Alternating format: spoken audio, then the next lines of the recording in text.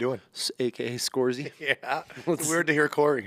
Right? Yeah. That's how it is when I hear Brian and I don't register it. Who's Brian? Where is he? Yeah, right? Yeah. Only my mom and Yeah, wife exactly. call me it. Yeah, You know how that's it is. exactly it. Welcome to the show. Thanks for having me. I'm glad to be here. Dude, this is going to be a fun one. Yeah, I'm looking forward to We it. got some stories to tell. Yeah. So why don't you go ahead and give me a little intro about yourself. We're going to dive right into All right. your Well, fascinating life. Yeah, I wouldn't say that fascinating, but yeah, I was born and raised in Winnipeg, Manitoba, Canada. Oh, God. Yeah. I mean, What is that like? minus 60 in the winter sometimes, regular minus 20, minus 30. Without cold. wind chill? Or with Yeah, wind no, that's without wind chill. And then you get that wind chill, and that's when it pushes down to, 40. I mean, when I was a kid, so I started playing organized hockey at like 3. You have to up there. Yeah, it's 10 months out of the year, it's frozen, so like not that bad, but It's fucking miserable. I had an older brother that was playing, so it's like, throw the younger brother out on the ice because he's there anyway. And it was the community club I grew up with was all outdoors. Like we had 3 outdoor rinks, so everything's outdoors. So I mean, It's like tough kids. Vaseline on the face for the wind chill, Yep. to keep it off. And I didn't wear actual hockey gloves till I started playing like, 9, 10 years old because like your hands would freeze. So, so I started growing up on the outdoor rinks and, typical, what you think, Canada pond hockey kind of thing. And street hockey, floor hockey, ball hockey. I mean, the teacher turned around in class and we had a crumbled piece of paper on our knees playing hockey. Like it was just a culture, obviously. And Tell me floor hockey wasn't the greatest pastime sport. it was unbelievable.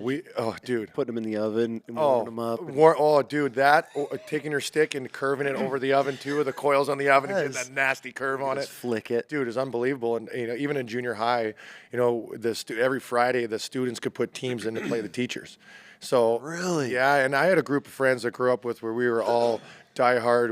Our part of the city. From Transcona, so like we did every sport together. We did, Yeah. Whatever we played, we were all on the same team always. So, hockey was our number one sport. So we got good, and we started beating the teachers, and those games started getting a little rough every once in a while because teachers for don't want to lose. All the students are watching, and Just teachers, talking yeah, shit. oh yeah, dude, they're bumping and rubbing, and we're winning, and it was pretty cool. So it was, that's a culture, right? It's floor hockey, ball hockey. Very much. So here's something that I've asked so many people and nobody ever knows. It was broom hockey on the ice. Oh yeah. Did you ever play broom hockey? Yeah, we did broom ball once in a while, but it was It's a big just like, fundraiser, more of like the fire department, Yeah. the cops. But I mean, that was like in the winter, the broom hockey tournaments. I mean, yeah. that was life. Yeah, and they had it out there a little bit, but it was just like, for me, it was just like, I want to stick in a puck. Yeah, Like, what am yeah. I hitting this thing around for? But it's always fun. The big thing that we have back in Winnipeg that, even though a lot of places have hockey, they don't have what we call spongy. So it's sponge hockey. So what it is you play on a sheet of ice, but you're running, and you use like a hard rubber sponge puck. So you don't need full gear. And that's one of the things that we did the most was we would go play spongy. So there's leagues back home in Winnipeg with 300 teams, 10 divisions. Like What? It's wild. Yeah, I play indoor, outdoor. Yeah, so especially the adult leagues. It's like especially outside. Just take a case of beer, sit it on the bench. It's already cold because it's freezing outside. Yeah. So you run on the ice and you wear broom ball shoes. They're little because they got the little circles on the bottom and it sticks to the ice. And you can cheat by a little hairspray on there, a little stickier. But yeah, like my brother still plays to this day, and yeah, No yeah. shit. So. What the hell do you do in Winnipeg? Like That. besides hockey? Yeah, get eaten alive by mosquitoes. Like, dude, I'm telling you. The city mascot? Or Yeah, as kids, it was. Literally, it was. Hockey all winter long, and then obviously we played street hockey in the summer, but it was kind of put the hockey bag away. This was before it is now, where hockey's like 12 months out of the year. We played lacrosse, played football, we all played baseball together, and as you get older through, you start picking the sports that, you're a little bit better at and a little more competitive at, and then you go through it that way. But, a lot of camping. We spent a lot of time, Winnipeg's only 45 minutes from the North Dakota, Minnesota border, so we spent a lot of time camping in the States or around Lake of the Woods in Ontario and stuff like that. So a lot of outdoor stuff, but like we've talked about hunting a lot and stuff like that too. I didn't get to do that until I retired from playing hockey, just because that's hockey season. So everything came first. I remember a couple of years we were playing roller hockey at 14, 15 years old, and we won the national championship. We lost our first year and won it our second year, and the Worlds were in Las Vegas, but that was during tryouts for hockey season. So we're not going. Yeah. Just threw that to the side. It's crazy to me to think that I would compare baseball to the dedication of hockey parents. Oh yeah. It's disgusting. Yeah, it's especially. I mean, it's wild right now too to see, like, especially in the States. Just and there's pockets where it's very accessible, and then there's pockets where it's not. Like being here in Idaho, like we're kind of on an island, so there's a lot of travel that's involved. sure. If you want to go play games, you get to a competitive level. There's a lot of travel With involved. everything, there's nothing shit here. Yeah, so if you're very competitive and you got two kids that are a couple different age groups, mom's going one place one weekend and dad's on the other side of the country that weekend, and that's where that stigma of like hockey being really expensive kind of comes from. Because when I grew up, I mean, we had 20 teams in the city that were in our league at all the divisions. So You never left. No, we never left. We would go to like 2 tournaments a year, and it would be like Roseau or War Road in Grand Forks, North Dakota, or that's pretty much it. And then there'd be local tournaments. I mean, I remember one year we were in 2 tournaments at the same time because whoever was in charge of that messed up and signed us up for 2. So we get off the ice, jump in the car, drive across the city, play another game. Like, yeah, we got all the ice we ever wanted. And that was the other part, is like the access to the ice isn't, with only having 2 sheets here and we're growing at a crazy pace. So yeah, it's just a different vibe. It could be affordable. Times too, you know? Yeah, different times. Yeah. Is it sad looking back? Because it sounds like you grew up very similar, because I grew up right on the Canadian border. Yeah. 5-minute boat ride. You're in Canada. And I look back at it now, and it's like the kids, like the pickup hockey, street hockey. I mean, you don't see any of that anymore. You don't. Even I was back home for the first time this year in like 5 years. Went back home this summer with my kid and my wife and the dogs, and didn't see one. You didn't have. I mean, when I was one a kid, net out on the not road. nothing. And like as a kid, you couldn't go down the street without car having to move your net. Or you'd see a car pull in and then back out. Yeah, and go the other way. Go yeah, the other way, like, because they just knew. Yeah, like, you don't want to disturb the game, or am I going to get hit with a frozen tennis ball? So that was a big part of it, and you don't see that anymore. And I don't, I attribute a lot to that. Maybe like video games, and kids staying inside, and just a different time, but. I mean, we loved being outside. It was, like the minute we got home from school, it was everybody on the phone knocking each other's doors with their hockey sticks and, who's got the net, who's got the pads. And I mean, we went as far as keeping stats and leagues, and it was wild when we were a little bit, younger. And it was it's just what you did, it was, street lights come on. Literally, it was the old street lights are on. Okay. Can't really see the ball anymore. Time to start going home, but yeah, it was one of those things where it was just happened. It wasn't like, hey, we have to do this because this is what we want to do. And I think development-wise, with hockey is we were getting so many touches doing things on our own for fun. Oh yeah. That it really helps a player develop than it is when you have to go to a rink and everything's scheduled on the ice, and it's just a different vibe. It really is. It was real. It's genuine and real. Now everything's structured. You have a plan. These kids are on fucking diets and workout programs from the start. Yeah, and it's serious. It's not. I'm sure it's fun for these kids, but it's not. It's not a way of life. I mean, I don't know how to explain it, but like for you growing up, and we played a little hockey, but like all my buddies, that was their sport. Football was my thing, but like even in the off season, we were playing with them because that's just what you did. Yeah, you played multiple sports. It's very early specialization now, which is really, it's making. I mean. There is a burnout factor that comes with that, obviously, because 100%. it's more of a profession now than it was for it's not fun. Yeah, exactly. So it does hurt, and we see that at the older age groups when early specialization really starts hurting kids. And you go back to even like Wayne Gretzky, like his hockey bag went in the attic once the season was over, and his lacrosse bag came out. Like, and look how great he was. So.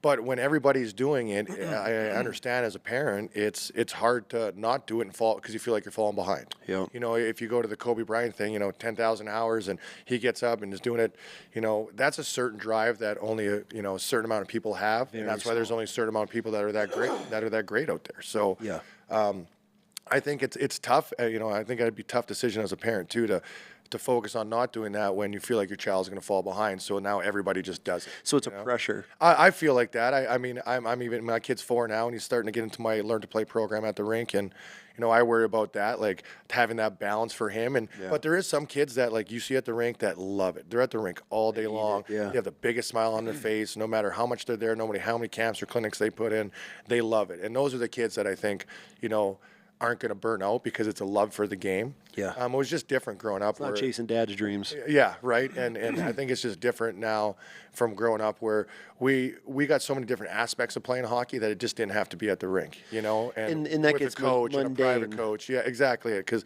the same drive, the same, you know, same practice, the same, you know. This is what we're going to work on, this Yeah. technique for the next few weeks. And Yeah. but instead of it was just like surviving on the ice. Exactly. I mean, there's times we'd show up to the outdoor rink and, you know, there'd be 30 kids out there just skating. So, like, we're playing 10 on 10. Like, it's not 5 on 5. And that's, you know, great for the game because the game hockey's played in a smaller area. You know, win a battle, make a play kind of thing. So, you know, when you're playing 10 on 10 and it's the old throw the sticks in the middle and pick sticks and there's 15-year-olds out there, I'm 10. So you're playing against all these different skill levels and there's no parent out there managing it. You know, it's just like. That's another huge problem these days is these parents, bro.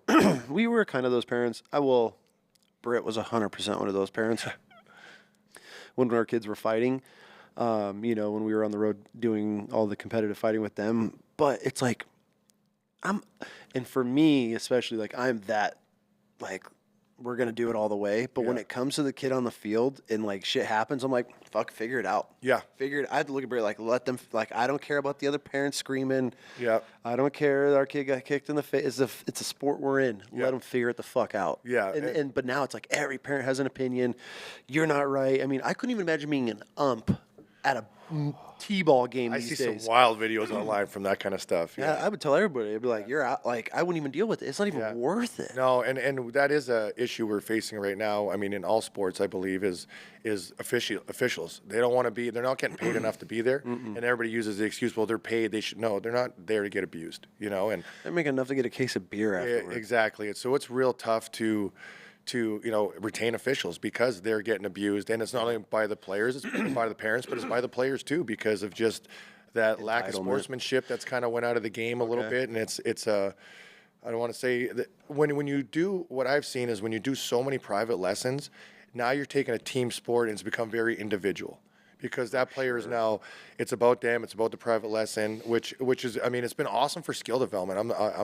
The skill developments went through the roof. Hockey players now are more skilled and talented than they have ever been. Oh, for sure. But their knowledge of the game isn't really there. And talking with college coaches and stuff, that's kind of where they come from. They're like, we got such unbelievably skilled athletes, but they're hockey dummies because it's been skill development. It hasn't been the knowledge of the game. It hasn't been the tactics and how to play your position. And it's more of like being a phenomenal skater, a phenomenal puck handler, which is great. But when they get a certain level, you got to know the game.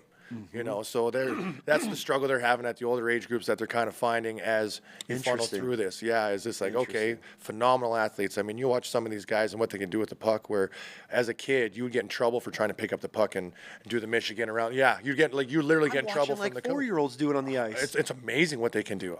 I watched this little ass kid the other day pick the puck up and he popped it off the back of the goalie's head and it rolled in. It's wild. I was like, dude, these kids are on different levels. Yeah, and you have to, and the way the game has changed, like you have to foster that now because that's a real play in a game now. They're doing the NHL. They're, so it's not like learning it. Yeah, and their skill and their hand-eye coordination and all the training that's out there online for videos for kids to do the stuff at home. It's all awesome. Like it's great for the sport. Yeah. It's just the team aspect of it kind of suffers. I think. If I can see that for sure because you have a couple of individuals that have been poured into their whole life, told they're the best, they're the greatest, and then now you almost have, I don't want to say like a narcissist player.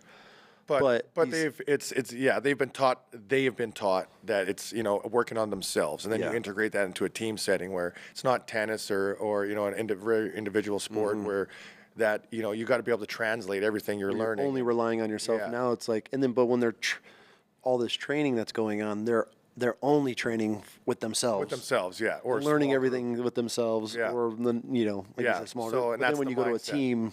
Yeah, and that's what we try and tell the kids. It's like there's a difference between being the best on the team or being the best for the team. You can be the best on the team, but you better be the best for the team too. Like you got to distribute the puck, you got to share it. Doesn't do anything for the team. Exactly, because it's still a team sport in the end, and not one player can just go win a game no matter how good you are. You still have to have everybody around you. Yeah.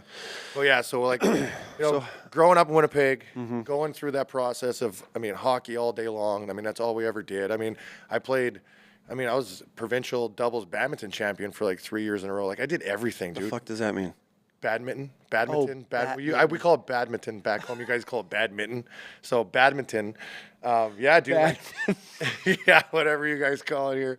Yeah. I was like, I don't know this sport. I don't know what Yeah. badminton- We got some different terms for some different things we get into later that I always get made fun of. But like we call them semis, you guys call them semis. You know, like semi. It's a semi truck. I mean, growing up on the Canadian border, I picked up on a lot. Like one of the hardest things for me to teach other people is a toque. Oh yeah, exactly. I didn't know what the fuck a beanie was. Either did I. I'm like, that sounds funny. So I joined the Marine Corps, and they're like, "Get your beanie," and I'm looking at everybody else like, beanie? Yeah. "What is a beanie?" Like I was so confused, and I'm like, "That's a toque," and they're like, and then when the whole platoon's looking at me like, "What are you talking about?" I'm like, "That's a toque." Yeah. They're like, "It's a beanie," and then Britt tried to have this argument with me. I'm like, "You're from Southern California. If anybody's gonna know what this thing is called from somebody on the Canadian border, like, that's and she's hilarious. like, "Okay, you got a point," but there's so many different terms. 100%. So many different terms. Toque is a big one. Yeah. Toque is huge. Yeah. I've never heard it since. Yeah. Only back home. Really? Yeah. I've never. Oh, yeah. Same thing. I'll say it here, and people are like, "You mean your winter hat?" I'm just like, "Okay, yeah, that toque sounds way better." I'm good. does. A beanie. I don't like putting a beanie on my head. I'm the same way. I've fought it for years. Yeah. Oh, yeah. And I mean, I get made fun of my buddies all the time. Like another one is like we call it a Toyota Celica, and you guys call it a Celica. So like they just came out with a new one, so I got the text message from my buddy right away, like, "Oh, there's your new Celica," you know. And then we call them decals. You call them decals. Like there's just a few real, ones that I've had to learn to change my language a little bit so I don't get made fun of, You have to. You have to. You Yeah, 'cause have people don't what are you even talking about? The stickers. Like, oh, you mean a decal? The Like, decal. Yeah. And then I go home and say it that way, and my dad's kind of looking at me like, "What are you talking about, man? You've lived in the States too long." Wild. Yeah. So, growing up in high school is obviously eat, sleep, breathe hockey. Everything. And it's kind of changed now, but high school hockey wasn't a thing when I grew up. Just when I was starting to. Was it like Bantams and all the other? Yeah, it was like you played club hockey, so through your community club, right? There was a community club based, and then there, in my part of the city, there was 4 or 5 community clubs, and they would all have their own teams, and we all play each other, and then you play across the city and stuff. And then as you go through the ranks, like, you got different sections of the city. So there's like Transcona, St. Vital, Charleswood, all that, right? They now, when you get to like the AA, they all combine. So Transcona combined all their best kids, and that would be their AA team. And then we're called the Transcona Regents. It's no longer the Oxford Heights Blues. Now we're the Transcona Regents. And then when you get to AAA, they break it down to just 4 teams. And now I think it's down to 2 teams. But so then you would take 3-part. They would draw their lines, kind of like school districts. Here's your 3-part. All you can draw from all these kids for these teams. And then that's when it got competitive up to AAA. So high school hockey, I remember after my first year AAA, they were waiting for everything to be over, and they did like a tournament through the high schools just to see what the interest was. And it started to pick up a little bit. And then there was, I think, my last couple of years of school. I mean, I left my senior year to go live in Saskatchewan to go play junior hockey. So I wasn't there for that. But now kids started making decisions. I go play AA. I mean, AAA was always the way to go. That was the highest level. So if you got asked to play AAA, that's what you're doing. But the guys that were playing AA were like kind of split half. Do I go play AA? Could I just play with my friends in high school? And so it kind of put a little divide in hockey, I think, a little bit. But now I think the high school has really taken over, and it's a thing now in Winnipeg. Like, I mean, they just started doing high school football. I mean, when I say just started, I mean not in my era, anyways. Like, it was all community club based with different parts of town. Yeah. So like, I found it wild when I moved here. Like, you always see it on TV, like high school sports. Yeah. But yeah, it wasn't like that. Like, it was the only high school sports we had was basketball, volleyball, and like badminton and track and field. Crazy, you guys didn't even No have wrestling, football. no football. Like when I played football, it was Transcona Nationals. We were through the local community club, and you register there, and they take care of the coaches, and you play all the community clubs around. Yeah, it was all. Do you now living here in the States? Do you see that? Do you like that structure better or high school? It's pretty close to the same, So I do. I think the high school aspect is pretty cool, though. Yeah. Just because, like, the school gets behind it. The pep rallies, pep rallies. Yeah, it's exactly. We never had homecoming. Which I don't even think they do those anymore. But yeah, so I mean, and I think some schools, rally around some things better than others. But I mean, to have like all the fans there, I mean, that's cool because you're getting all the students involved now because they want to support their school. So you got an atmosphere where back home, like it was, parents grandparents, Yeah. brothers and sisters, and maybe if somebody had a girlfriend, they'd bring them to the football game. Like that was it. That's all that was on the sidelines. You didn't have people showing up. You didn't have the town. You didn't have the town, and that was what was cool. Even on the hockey scene, like even at AAA hockey level, like there's so many things to do, like in a big city with hockey wise, that like Winnipeg, that like you're going to NHL games or you're going to watch, not even really junior games. Junior games were all right. But when I moved to Saskatchewan at just before I turned 18, that's where I went. I was kind of getting recruited by Northern Michigan. They were talking to us saying, hey, you need to go to a full-time program. Because I played my first year juniors at like 16, turning 17. And we practiced like twice a week. And we would have to wait for the adult leaguers to get out of the locker room before we got into our practices. I mean, I'd be coming home at 11 o'clock at night and so they're like, we want you in a full-time program. So you move to small towns. So I moved to, it's called Melfort, Saskatchewan, town of farming town of like 5,000 people. Oh, really? And they had a beautiful rink, 3,000 seat arena. They had a water slide and a wave park in it, scoreboard hanging from the roof, our own locker room, like everything logoed. Like they'd get three. You're like, I made it. Yeah, they get we were like little mini NHL players playing in a small town. Like you go for places, breakfast is paid for. Hey, I got your breakfast, Kory. No problem. Like great game last night. Like everybody knew who you were. That's cool though. I mean, it is, and that experience was and get into some of the stuff that we're gonna talk about. But that was like a huge step in my life. There's certain pivotal moments that I think that have happened to me in my hockey career to take me where I landed. Yeah. Do I know if they're right or wrong? But I'm appreciative of whatever they were. And leaving home at my senior year of high school, which we call grade 12, going into grade 12. That I want to know every single thing. So make sure they'll come out. I've learned to say it the right way so people know what I'm talking about. But yeah, so going into grade 12, I left. I mean, in Manitoba, the drinking age is 18. So I missed a lot of my buddies turning 18, going to the bars. Not that, you had a different path. Yeah, different path. And we started also at like 16, 17. You can get into the bars at that age and you got hookups, whatever. But it was, missing out on all the things that all my group of friends were doing together. And, there was no FaceTime. There's no Facebook. There's no Instagram. So it was back.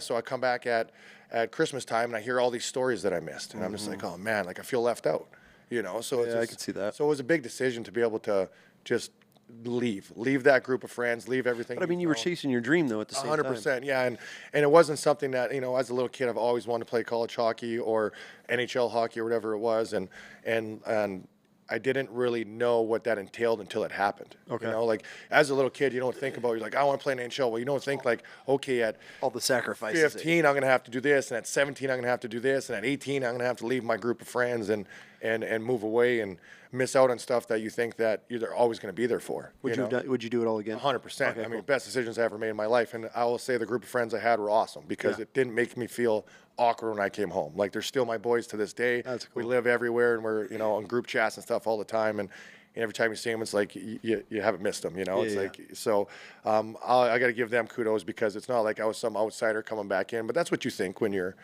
not part of it, Oh, for sure. And that's just human nature too. Yeah. The FOMO aspect. Yeah. Oh, exactly. It's so-and-so did what? That was kind of like me joining the Marine Corps early. I'd come home on these and hear all the stories. I'm like, yeah, I missed, it. I should have been there. Yeah, but then you like start telling them what you did and some of the stories that you have, and they're like, oh, that sounds, So it was an awesome experience. I mean, Melfort was about 9-hour drive from Winnipeg, so it's about, just for reference, like an hour and a half north of Saskatoon. Okay. So it's little town. Amazing hockey community.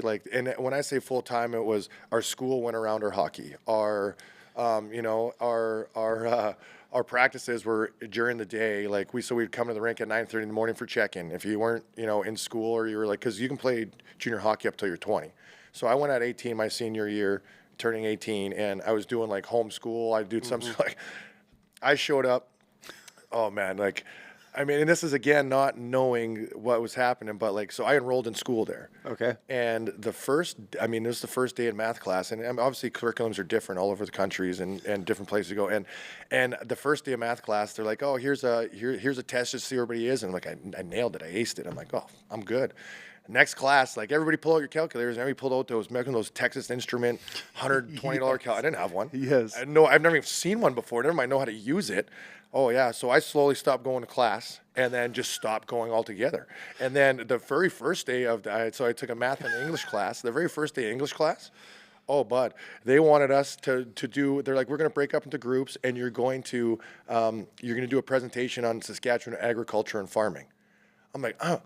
For one, I don't know anybody in this classroom, and they're all looking at me like I'm weird. I'm going to stand up and talk about farming when I never went back to that class. Call my mom. I'm like, we got to get correspondence. It's called correspondence back then, and like I need to do correspondence where they're sending me packages because I'm not going in this class. Yeah, right. Wild, yeah. I mean, just like I could see that for sure. yeah, and I'm not about. I do not like standing in front of groups as like a public speaker. Yeah. I can if it's something that I know that you're like educated hockey or if I'm educating coaches on stuff like that, but. If I'm just going to bullshit my way through something, Yeah. oh, I'm nervous as hell up there, and I have no idea what I'm talking about. And yeah, so I was just like, and there's no fooling these kids, and half the kids don't like you anyway because you're a dude who came in and you're a hockey player and you're not a local, and you get that vibe. So yeah, I was just like, Now the there's, kids like, that one other kid in my class on the team, Oh, okay. So these kids, these aren't like other fellow teammates. These are. No, yeah, there's like one other kid on the So team. you're the in my new class. kid here that's just transferred from hockey because Yeah. you're good and you're trying to go college and then pro. Yeah. So they're already looking against you like that. Yeah, exactly. And that was just like, and they always say this too, because at some point during the year, guys would have girlfriends, and those were girlfriends of the guys that might have been in town. And yeah, there's always that towny little riffle, but Oh yeah. yeah. So it was that. I was very uncomfortable with that, and so I live with the Billet family, and they're like, not going to school today. I'm like, no, I'm out. And they're like, well, okay, like you should probably call your parents. I'm like, yeah, Should probably let them know. Yeah, let them know that So I started doing the correspondence, which worked out well. Yeah. And then when I got home in the end of the season in April, I was able to jump into the classroom and kind of pick up where I left off. I mean, a lot of extra homework that I had to take home to get caught up to get to where I was. for sure. But I mean, again, and then it's sort of like living with the Billet family. So I moved there. I never lived with Billet. I've never lived away from home. So they call them a Billet family, where it's a family that the team pays to take you in. This is okay. Like I know these things go on. Like my sister did this for basketball. Yeah. Was going to transfer, and anyways, it's crazy to me that this still goes on. That kids are so dedicated to a sport Yeah. that there's families in like this is big in the South with football and stuff. Oh, okay, yeah. they'll foster. Yeah. Pretty much a foster parent, yeah. They're fosters for you to be able to get into the school system because you have to live, at least in certain states, you have to live for a certain amount of time before you're Get into the school, yeah. to get and play on the sports. So these kids will move and then they're in a foster home technically. Yeah. Because that school district is rated like a And they want their kids to go there, so the school goes out and finds 3A parents that are school. willing to do it. Yeah, and that's like, and it's crazy that still goes on to this day. Like oh, it's a huge part of junior hockey. Huge part. It's yeah. a huge part of a lot of sports. I feel Yeah, like, and that it is. and that these parents are so dedicated to their kids and having an opportunity that they're willing to. And they mean Let somebody else raise their kids, literally. And all for a sport. All for a sport. That's crazy. It's wild, and you don't know leaving. You don't really know who your billets are. And I mean, we had a couple guys that got stuck in a double wide trailer, and yeah, and like they had a great experience still, but you just don't know where you're going to end up. And unfortunately, I had like the best billets you could ever ask for. yeah. They came to my wedding here when I got married. Really? I still get Christmas cards from them. They are some of the best people I've ever been around. Did they have kids too? They did, but they were grown. So That's how I would only do it. I wouldn't bring in some random. Yeah, so they had an older daughter. Especially you. Yeah. I can only imagine you in high school. Fucking out of control. Oh yeah. So it was wild though, and for a small town like that to be able to support, like there's like 20 guys on a team, and there's maybe 2 or 3 locals on the team. Everybody else is billeted. Yeah, oh yeah. I mean, because if you think about The a small school's town, just recruiting players. yeah. So it's So the junior hockey league is it's. There's an ownership group, and the town supports it, and then they have a management that finds billet houses for kids to live in, and they find out, okay, we got this like totally recruited out of Winnipeg to come play here. So for context, like I played my first year, I was on a midget card, which means I was a midget age player signed to a midget contract playing in a junior league. So like I had to wear a cage my first year. Okay. But that meant Just off an age thing? yeah, off an age thing. But at the end of that season, because I wasn't on a signed to the junior team, like on a junior card, then I was a free agent at the end of the year. I could go wherever I wanted. If I would have signed that, so they were talking to me about, hey, do you want to, come back and play next year? Because as a rookie, I thought I did really well. I started as like, the youngest guy and as a D man, and I was like, 6'7", 7D. By the end of the year, I was top D pairing with the 20-year-old, and he mentored me through the year, and it was awesome. Really? Had to wear cage the whole year, which you get made fun of quite a bit. Yeah. The bird cage they call it. So wearing a cage the whole year, and everybody else has got half visors, and I got a story about that. See, this is how I remember stuff. Is like, I remember my first fight. Let's hear about I got How old were you? I was 17. I got Okay. first hockey fight, like helmet off hockey fight. I got hammered from behind. And, instinct is just drop your gloves, turn around, and I start feeding the guy. Well, I didn't realize he's their 20-year-old tough guy. And he took my muffins, ripped my helmet right off my head, and smashed my nose. I mean, both eyes, before he even got off the ice, both eyes are black. Nose was out to here, dude. Oh, it was wild. I'm like, what just happened? Like, I thought I was feeling his jersey's over my head, and I'm just taking uppercuts. I swear I had a soft spot in the back of my head for like 3 months from this guy.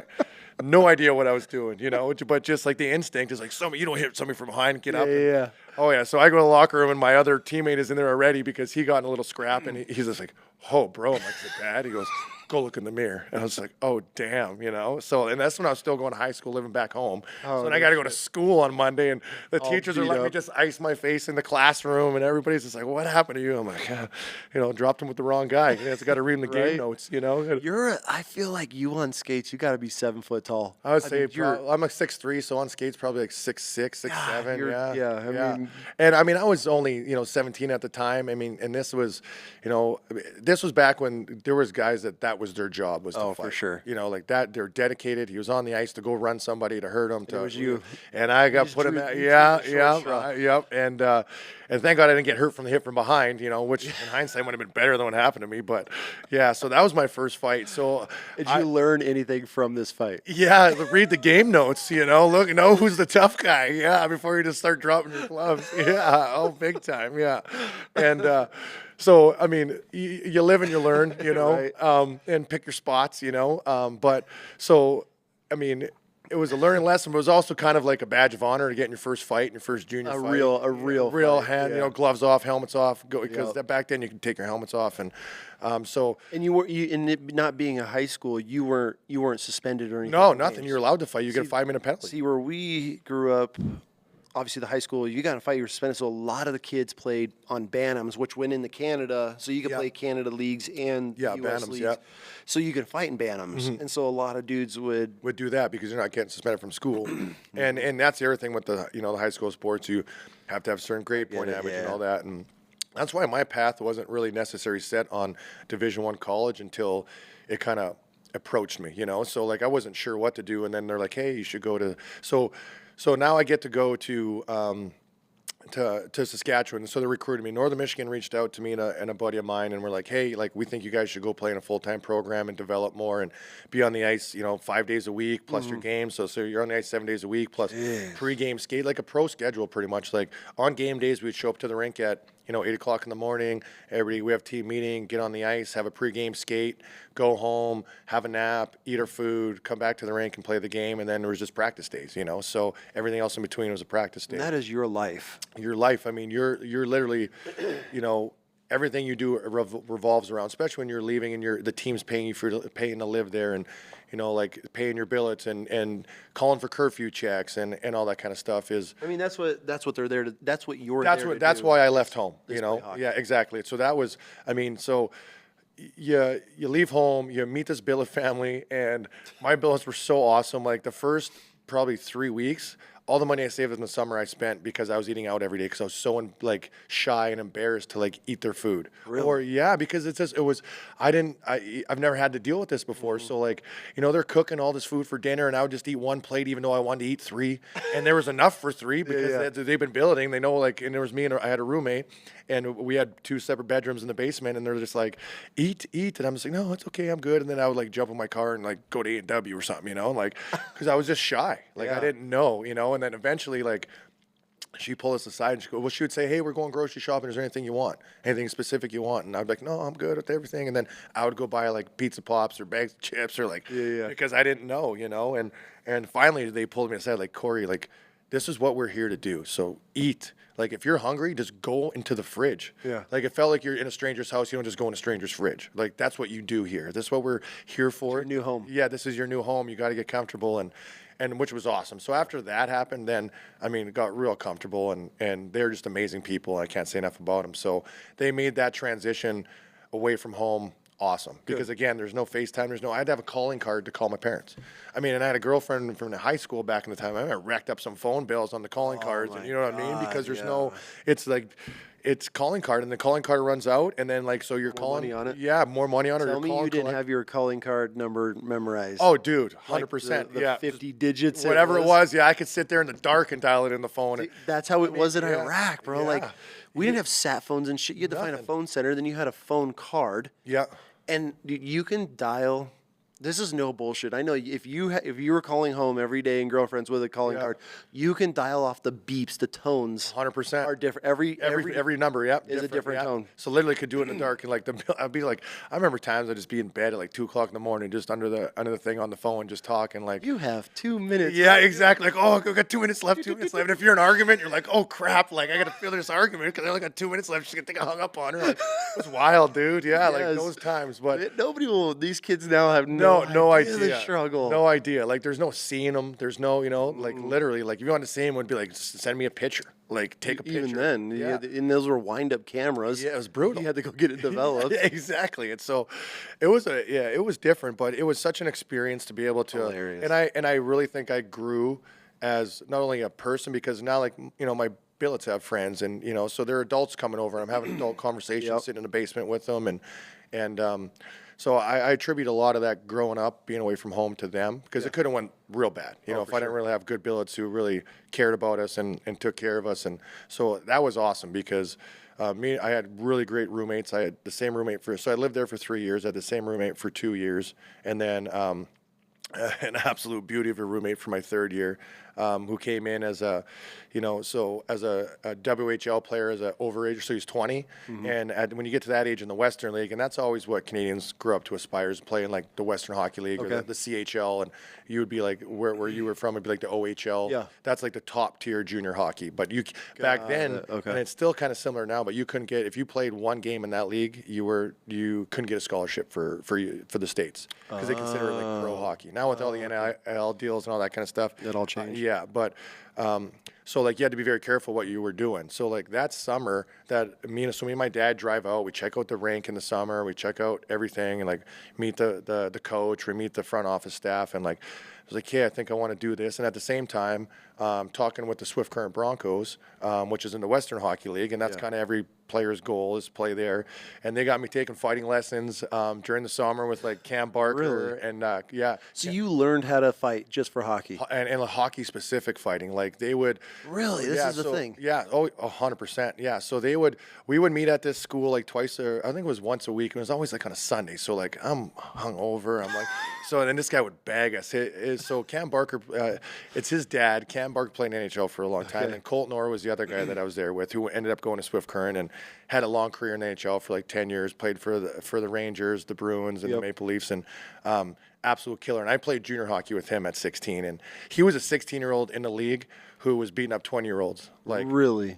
Just because of who his dad was and taught him everything, or what? Or is he just natural at it? Just natural, and then like getting the lessons that he was getting, that he was just, tough as nails, knew how to throw. Yep. And like, at 16 years old, beating up every 20-year-old in the league. Really? Like, it was phenomenal to watch, yeah. And this is who's teaching you how to fight. Well, I'm lessons with him. Okay. With this guy. Yeah. And like we would go and he'd put us through a workout, and then what he would do is he'd tape one boxing glove on the hand, and you'd be wearing a jersey, and then he'd be like, "Okay, sprint a lap around the track, and then come back," and because you never fight when you're fresh in hockey, you're always in the middle of a shift, so you're exhausted. Yep. And then he'd grab you and you hold on and be like, start swinging, and he'd like pop you in the nose to get your eyes watering, and I did that for a whole summer. What? Yeah. Oh yeah. I yeah. had no idea this was a thing. Oh, dude, yeah. So like working out, and I wasn't really working out at the time because again, like most times you went to training camp to get into shape. Now it's like you better be in shape at training camp. Like it was a different time, right? yeah. So this is before everybody's into the lifting and all that. I was kind of dabbling in weights. So I mean, I'm shocking my system already by like sprinting this lap,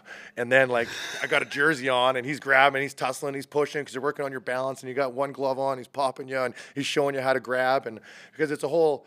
Like the really good fighters, they got the best holds, the best grabs. They know how to manipulate. Yeah. It's definitely an art. So they just. And you're fighting on skates. And you're on skates, yeah. So you're trying to get guys off balance. You're trying to, and you got those jerseys on that are so big, so it's tough to like, like guys can slip out of the jersey, so you don't want that because if that arm comes out, then there's nothing to grab onto. Like I mean, if you look at some of the like Bob Probert, I mean, there's not a fight he finished where he wasn't bare chested because his stuff just like shed off, like one piece came off so fast. So now you can't grab nothing. So we would taking lessons all summer doing that, and then. And with the expectation I was going to go play in Swift Current, and then, talking to the school. So like the day I was supposed to go, I was leaving for Melfort. I got a call from Swift Current going, "Hey, like we're excited that, you're coming to camp." And I'm like, "Actually, I'm going to try and go for a scholarship." And, I got the old, "You're making a big mistake," and hung up the phone and never heard from them again. Really? Yeah. So then now I'm just like, oh my God, did I just screw up? Because I really still didn't know much about college scholarships, like to a point where like when I started getting so I got to fly down. So after this, I never heard from Northern Mission again either. So like they're telling us, "Hey, go play for this program," and so I go do it. Yeah. And I don't hear from them again either. But then that's when I heard from my college, like Superior State. They had, one of their assistant coaches, like in college hockey, the assistant coaches are usually on the road a lot recruiting. So he's, after the game, he's standing outside with his leather jacket with his Lakers logo and wants to talk about going to Lake State and organizing a fly down. And, so then I'm just like, okay, so like I never even heard of an SAT before. Well, I got to take an SAT.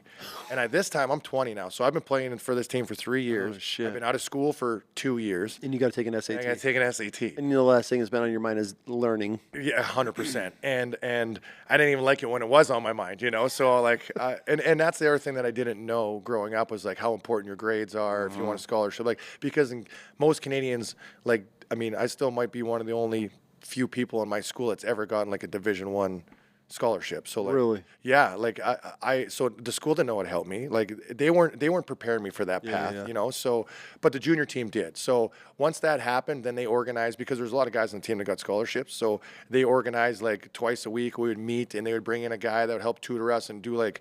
SAT, prep tests and all that kind of stuff, and like show you how to answer the questions, and so you're not just shocked when you get to one. So then, I mean, now it's time to write the SAT, and it's on a Saturday morning, and we had a big win Friday night. Yeah. Big win Friday night. Did you? Oh, so we're going out.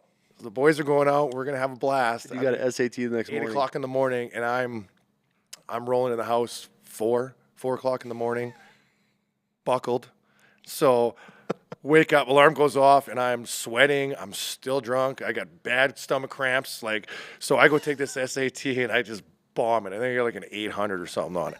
And the way it worked back then for Canadians was you could take your high school GPA average, and then and that would tell you what you had to get on your SAT in order to clear the clearinghouse for the NCAA. So like, if you're a C student, you got to get a higher SAT. Yeah. If you're an A student, your SAT you could be a little bit lower, and that average works out to go. So, I bomb it. I mean and you're not allowed to leave once you start the test. And they gave you like one section was over, and they give you like a 10-minute break. I'm like, I can't. If I go to the bathroom now. Like, I'm not going to come out in 10 minutes because my stomach is, like, rotten right now. So, I remember this. I'm just sweating in in there, like dripping sweat. All the guys are the same way. We're like wiping it off. And So there's a whole group of you in there. a whole group of them. And then some guys are like, I mean, we had one guy write the SAT in French, and he got like he got a scholarship to Princeton. He got like a 1350 or 1400. And I'm just like, I got an 800, dude. And I was just like, this is wild. Yeah, man. So I got a chance to rewrite it. Because they didn't just write me off after that, you know. So I got a chance to rewrite it. I'm sure you're not the first that's coming. Oh, yeah. You can write it multiple times. Yeah. And there's guys that never get past that. You know? So I rewrote it. And I ended up getting like a 975 or, you know, close to 1,000. I'm like, that's good. That's good. I mean, that's good enough for me. I think that'll be good. And then, so then it came down to like, okay, my averages of my high school grades, and I was allowed at the end of that season to go back to and upgrade a couple high school classes. Oh, really? Just to bring that GPA up to pass the clearinghouse and well over it. So this is fascinating. Yeah. So I took the play. Dude, I'm 20 years old, taking so I'm just like, I took a 10th grade English class. So now you're like Billy Madison. Dude, literally. So I took a 10th grade. I got to go see this teacher as a 20-year-old walking through the school, my high school that I haven't been to. Went back to high school as a 20-year-old. Well, so I didn't have to sit in the classroom. Okay, so like she gave me like, back then it was called correspondence, right? So she would give me all the coursework. She'd be like, okay, I need to see you in 3 weeks. I want all this finished. Go back, do it again. Because I picked the classes that like really dropped my GPA, because like, I mean, 10th grade, and when you're in 10th grade and you're not even thinking about a scholarship, what do you care about 10th grade English, you know? Yeah, right.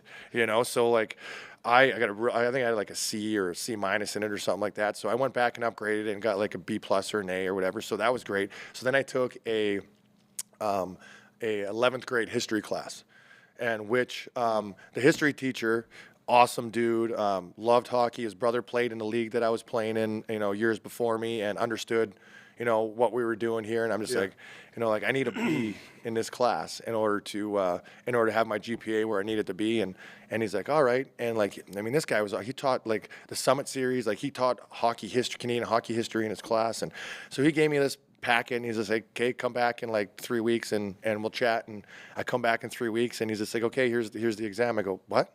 I go, like, we're not gonna like do some assignments through the way. He's like, no, you're good. And I go, well, what do I need? Or he goes, what do you need again? I go, I need a B. And he goes, all right, cool, take the exam. So I take the exam, and then I get a call like an hour later. He's like, hey, you got a B plus. Oh, shit. Thanks, man. Yeah. Oh, yeah.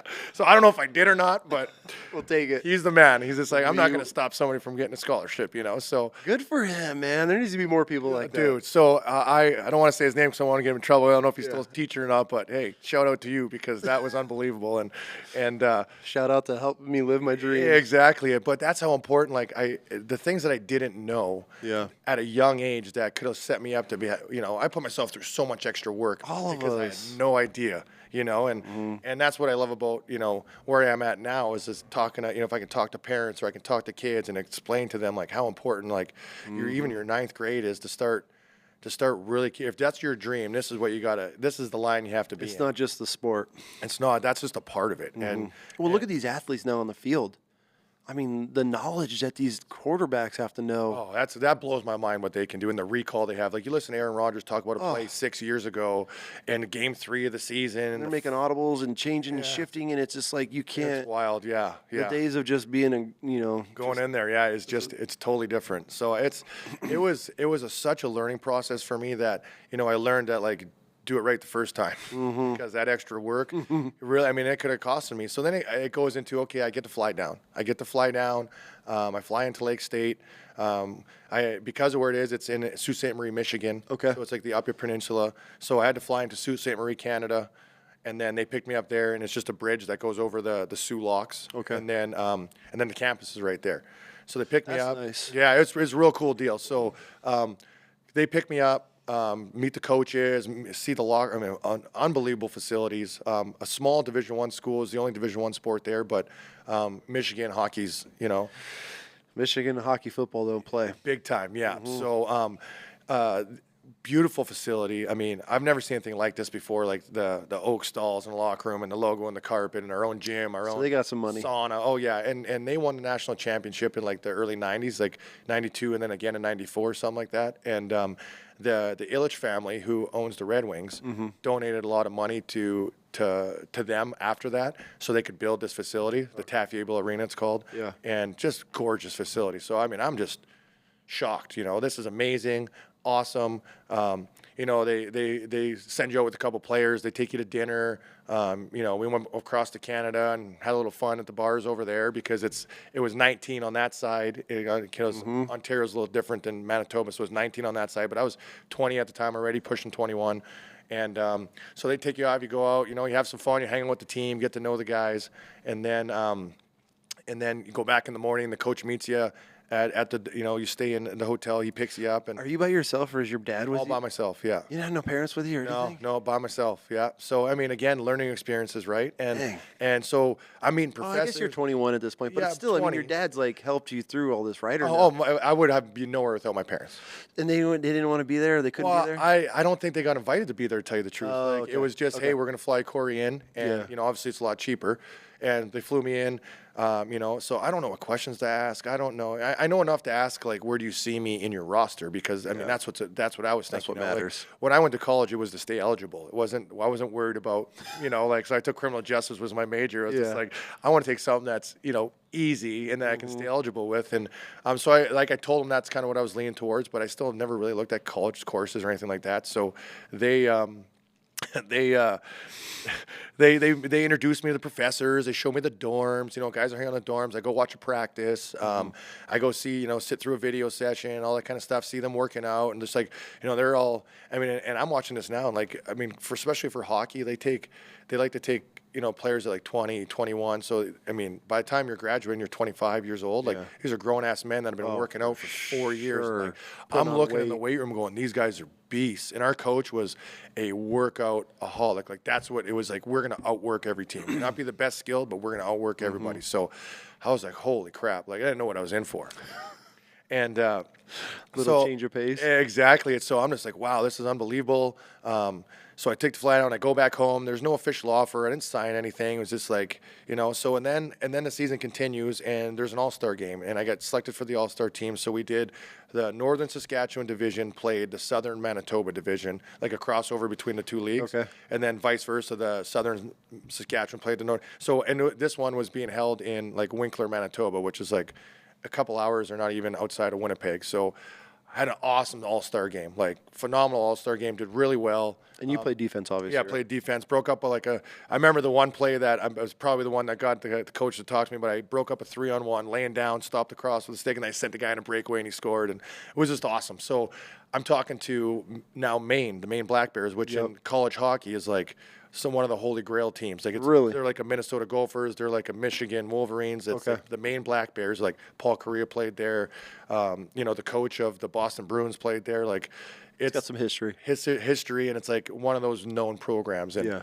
and he's just like, hey, Kory, really liked your play. Gave me his business card. He's like, send me your transcripts, you know. And me not knowing jack shit, I didn't send him anything because I thought that would be insulting to the school that flew me down. I thought that would be insulting to Lake State because I didn't know. I mean, I didn't know. There was nobody to guide me in this or anything like that. You had no mentors or anything. You're Nothing. just figuring it Yeah, out. and my parents are figuring this out as they go.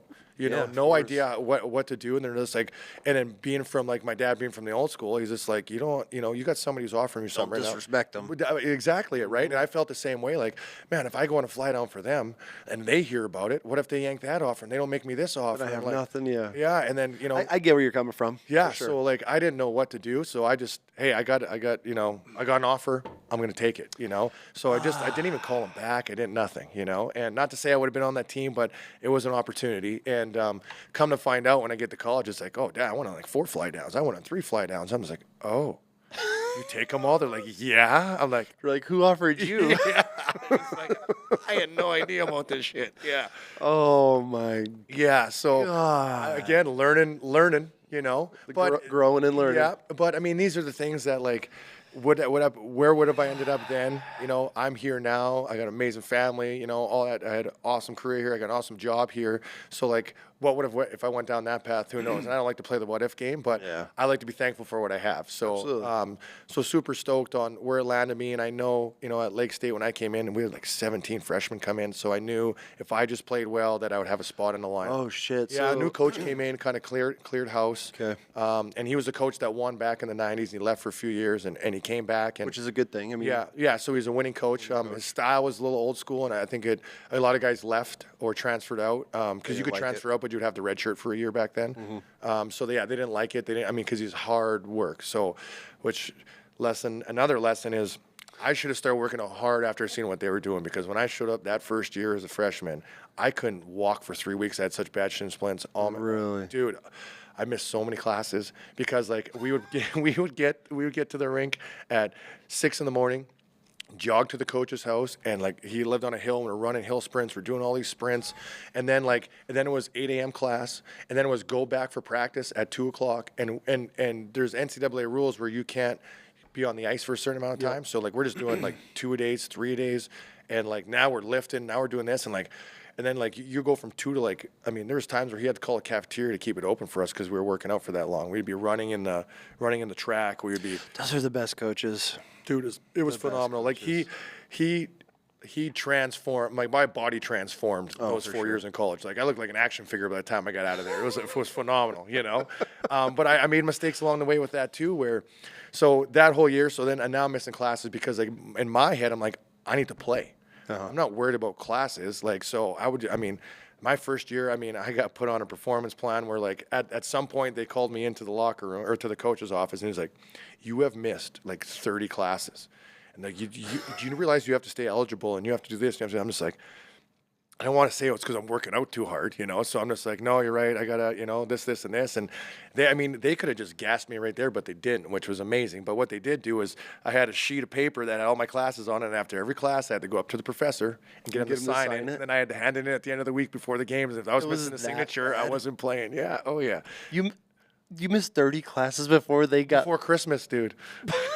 My first year, yeah. You just stopped going. Dude, I would go like once every 2 weeks. And then at a point, it's like, you haven't been there in so long. Like, you don't know what's going on. Yeah, and then if you just show up, they'll be like, well, who are you? What are you doing here? It's just like I've been here from the beginning. Yeah, and it's a small school, so they're small classes. Like, it was like 3,000 students so or you're something. just digging yourself a hole from the start. Huge hole. Missing a shit ton of school. And no idea what I was doing, man. Like, and even at the start, like when I first got there, because of where my math was and what's my grades, like you can start in like 100 classes or you start in like 101 classes, and so they give you like a test at the start, that pre-test to see where to place you.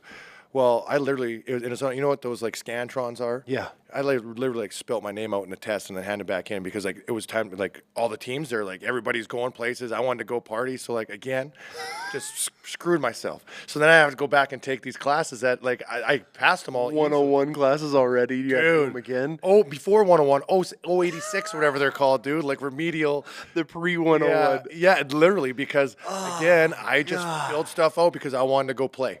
I wanted to go have fun with the boys. That's what was going to happen. They were going to parties. They're going across town. I'm sitting in this classroom all by myself and not knowing what I'm doing, Screwed myself again. So then I had to take extra classes just to get to where I needed to be for my major wild, dude. So I screwed myself there. Screwed myself by not going to all these classes.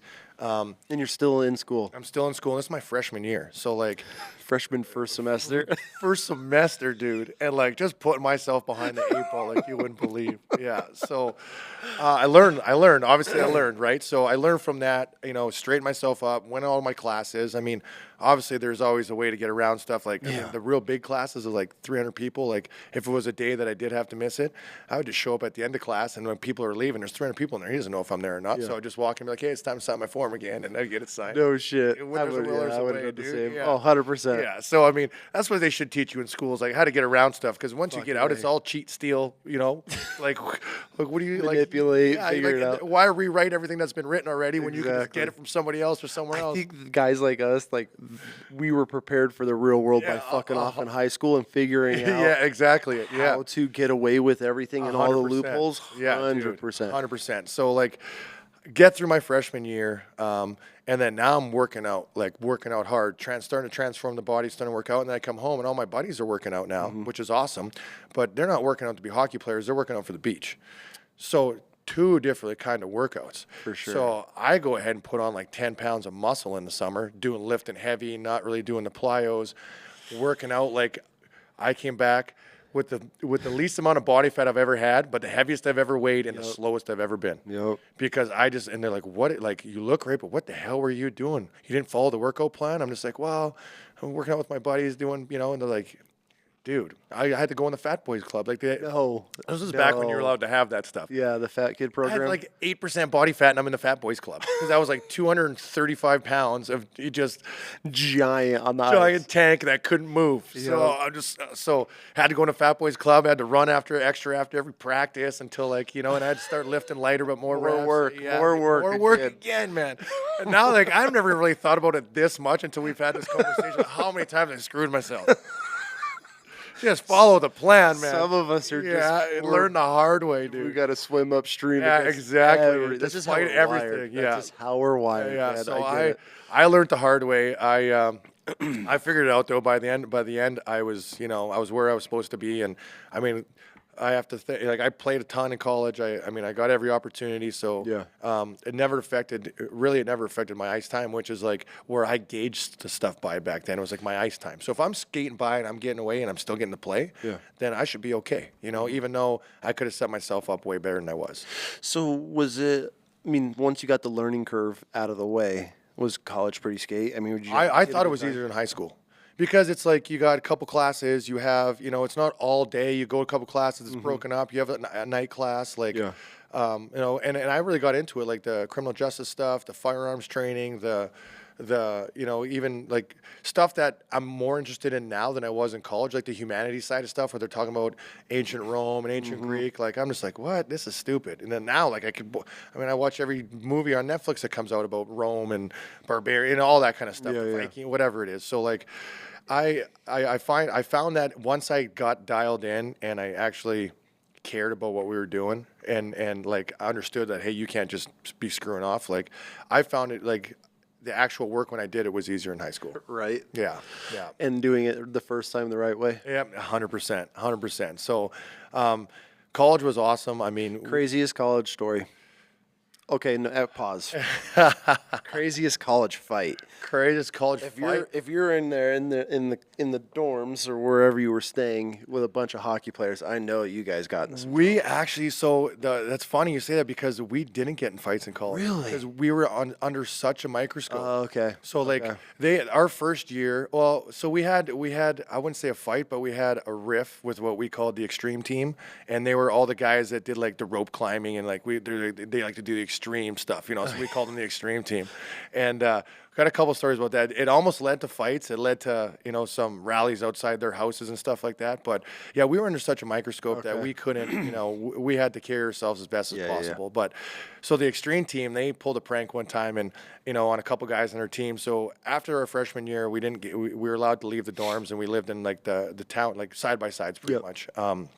So we're all just in a big row, and all the athletes were in there, the volleyball players, basketball, tennis, all that, all the hockey players. And it's springtime, season's over, and we got a couple of our teammates pull their couch outside, and they're sitting out front on their couch, shirts off, and like there's a big parking lot in the middle, and probably having a couple pops. And I'm walking down from class, down the hill, and I look up, and there's these guys are on the roof. They use all their ropes and their belays and everything. They get like big, giant thing of water on the roof, and they dump it over, and just covers them in water, so pretty funny. They were pissed kind of thing, but it was kind of funny, this and that. And then so like we didn't really think about like what are we going to do to get them back, but they retaliated before we got a chance so they ordered these guys, I gave it to them, they ordered like 5,000 crickets offline in a giant box, and nobody locked their doors then. Ripped open the box, I think they had 2 boxes, and threw them inside their house. Dude, 5,000 crickets that go a lot of places. They were, dude, so they walk into the house, like, after the bar at 2 a.m, and it was crunch, crunch, crunch. You turn on the lights, and there's crickets everywhere, dude. Everywhere. Thank God it wasn't my house, dude. Under their, they threw one up in the bedroom. Crickets stink so bad, and they're so loud, and they get into every for like the next 3 months. They would hear crickets just going off, like. So we're like all of us together, like pull all their stuff out, like all their clothes under their beds, like there's just shaking out crickets everywhere. But they went in every nook and cranny of that house, man. Like, so that really got us fired up. So the next thing you know, we're outside their house, banging on their windows, and they're looking out the things, so they don't want to come out.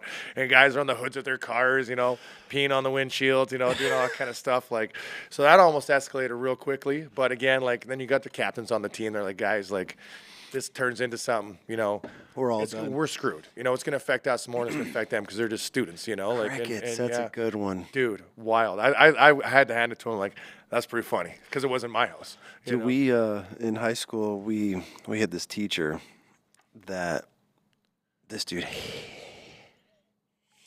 hated me, and I never even had him for a class. He came in like after I'd already graduated. Oh, really? He just fucking hated me. Well, he lived out in the country, and he pinned me against the lockers one day when I was in the hallway all by myself. Oh, no way. There was a pen on the floor, and I don't know. I didn't see it. I just kicked it. And he's like, pick it up. And I was like, it's not mine. And he's like, comes over out of his classroom, and he slams me against the lockers and puts his thumb in my ribs. And I'm looking at him the whole entire time like, you shouldn't be doing this. Yeah. Man. I was like, I'm going to fucking get you back for this, you know, kind of deal. Long story short, this is actually a great story. In the springtime, my cousin and I, we were fishing for bullhead, these little catfish. Yeah. Oh, I know what those are. Yeah. A lot of them in Minnesota. Yeah, so bullhead. People don't know what bullhead are either. Oh, yeah, they look like a mini catfish with little stingers on Yeah, them. and the restaurants buy them, so we'd go out all night. I mean, we'd fish till the sun come up, and we'd sell them to the restaurant. Anyways, we're coming back one night, and we're out in the country, and I come around this bend, and there's thousands and thousands of frogs in the road. I don't know if they were mating, migrating. I don't know. There were those leopard frogs, those grass leopard frogs. So I slammed the brakes on. I'm like, fuck, get some for bait. Like, oh, yeah. grab some. So my cousin jumps out, goes in the back truck, grabs a bucket, goes in front of the headlights, and he bends over for like 30 seconds, if that. And then he like pops up and he gets in the truck. Bucket full. Whole bucket. I'm talking like they're crawling out. We're like had to get back out of the truck. We had to find cover for it. No way. And we're like, dude, we got all this bait. Like, what are we gonna do with these frogs? Well, Mr. Oliver was my teacher at the time. He lived in between where I had to drop my cousin off of. Out in the country. Like, I'm talking, he's out in the sticks. So his house is on one side of the road, and he's got this barn with his truck parked out on the other side. It's just a one-lane backcountry road. And I was like, let's go throw him in Mr. Oliver's truck. My mind registered, like, throw him in the back. So he just has, like, a bed full of frogs. Yeah. So my cousin's like, all right, I had a little Chevy S10, a little stick. So I was like, I'll get going real fast, put it in neutral. We'll just cruise by his house. You run back by, throw him in the truck, and then jump in and we'll go to your house. Yeah. So Andrew gets that cruise, get going real fast, turn the truck off and cruise by and come to a stop. And I see Andrew like run off. I can see the white bucket, you know, and he had a barn light on. Yeah. All of a sudden, the dome light of the truck turns on. And I'm looking behind me. I'm like, oh, shit. And he comes, you just see this white bucket in the dark. Go. He jumps in, go. He dumped a whole bucket of frogs. No way. In Mr. Oliver's truck. Wild. Well, the next day we get to school. And he knew, because we were always fucking with this guy.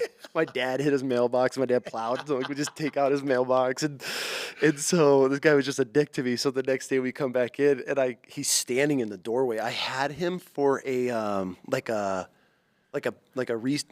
they called? Like a study hall. Okay, yeah. I'd have to go to his class. And that's why I hated me, because I just fuck off in a study. I had nothing to do besides screw off, you know? And so I go to walk in.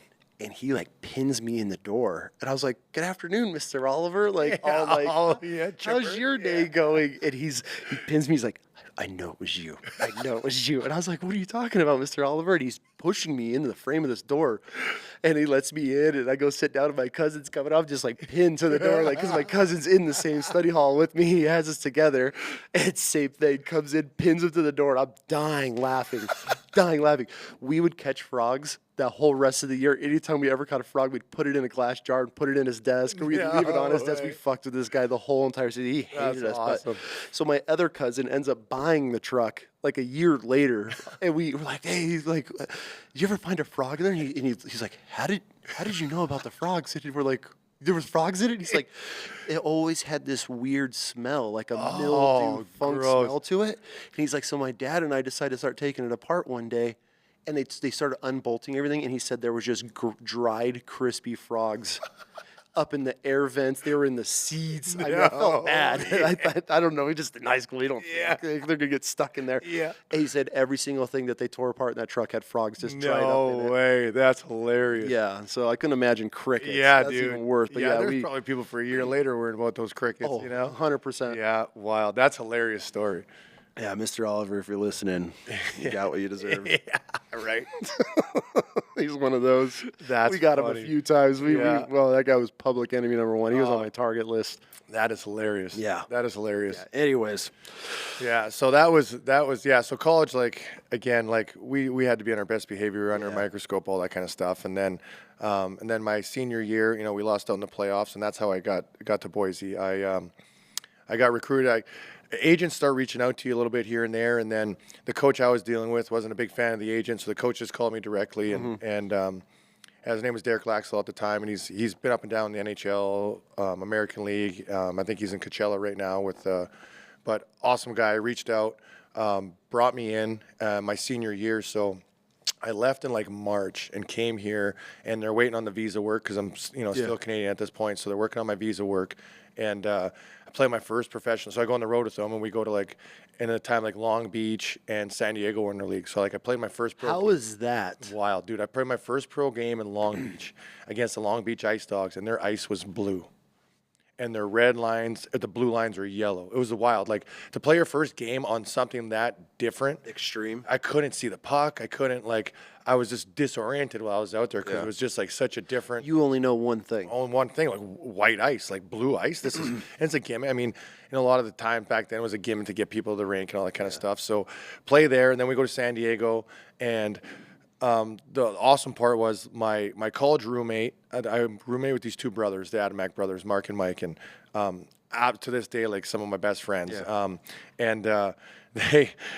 Mark goes to San Diego to play his game, so he get recruited to San Diego. Mike came here to Boise with me. Okay. And he's American, so we got to play a couple games right away. And then there was another guy that we played against, Andy Contois, who played in northern Michigan that got recruited here. And then I think we had one more player. So there was like 5 of us all in one weekend that all just like literally left a week ago or 2 weeks ago that are all playing against each other and together for the first time. Like, really? Oh, man, it was wild. How was that? The party we had in San Diego was unbelievable. And you've never been to San Diego before? Never been to San Diego. Never been to California. Never been anywhere like that. So like, you just got exposed to like a crazy culture shock. This is pro hockey. Like, and like the guys on the team like that are veterans that have been there a long time. They're like, we're going to Pacific Beach and we're drinking. And I'm like, okay, this is what we're going to the beach drinking. I'm like, 'cause we had like a day off, and I love America.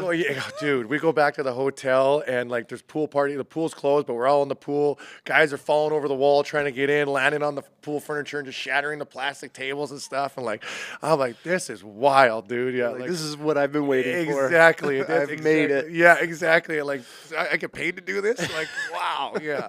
So that was my first experience with pro hockey, and then played those 2 games, and then it was playoffs. So then I ended up playing. We lost. This was when Vegas had the Wranglers there, so we ended up losing the first round in Game 7, and I must have done good enough to get recruited to come back. So came back the next year as like a rookie, a full blown. Went back to school, finished everything up after that was over, and then this is the other thing. Like I've never been in the mountains like this before. So when I stepped off that plane at the airport, I was like, oh my god. Because in southern Canada, Saskatchewan, Man, you can watch your dog run away for 3 days. It's so flat, like, literally, dude. There's nothing. Yes, flat as can be. I remember driving for hours before we saw a tree. Dude, the biggest hills we had to like sled on as kids were literally, and this is gonna be funny, that they were old garbage dumps that they sodded over. That was like our sledding hill outside of our school, like literally. You get a piece of steel. Just Man, leg like, open. It was like that's an old garbage dump. That's our sledding hill. Yep. So. So I was just blown away by the scenery, and we lived back then. All the players lived in Columbia Village with the apartments there behind the Albertsons. Okay, so you just got the view of the foothills, and so the whole team's in there. So I come back my next year, and as a rookie, I had great teammates, great D partner, and we win the championship that year. Which was like something I wasn't going to really respect until I'd never had a sniff again after that, for the next 6 years. But it was probably the coolest year with such a mixture of guys. Like we had some serious characters on the team, like guys that are just the absolute beauties that like you could write books about. You could have a movie about these guys and how they are, and just like the best team guys. And it was wild. We had such a good team. Everybody gelled together.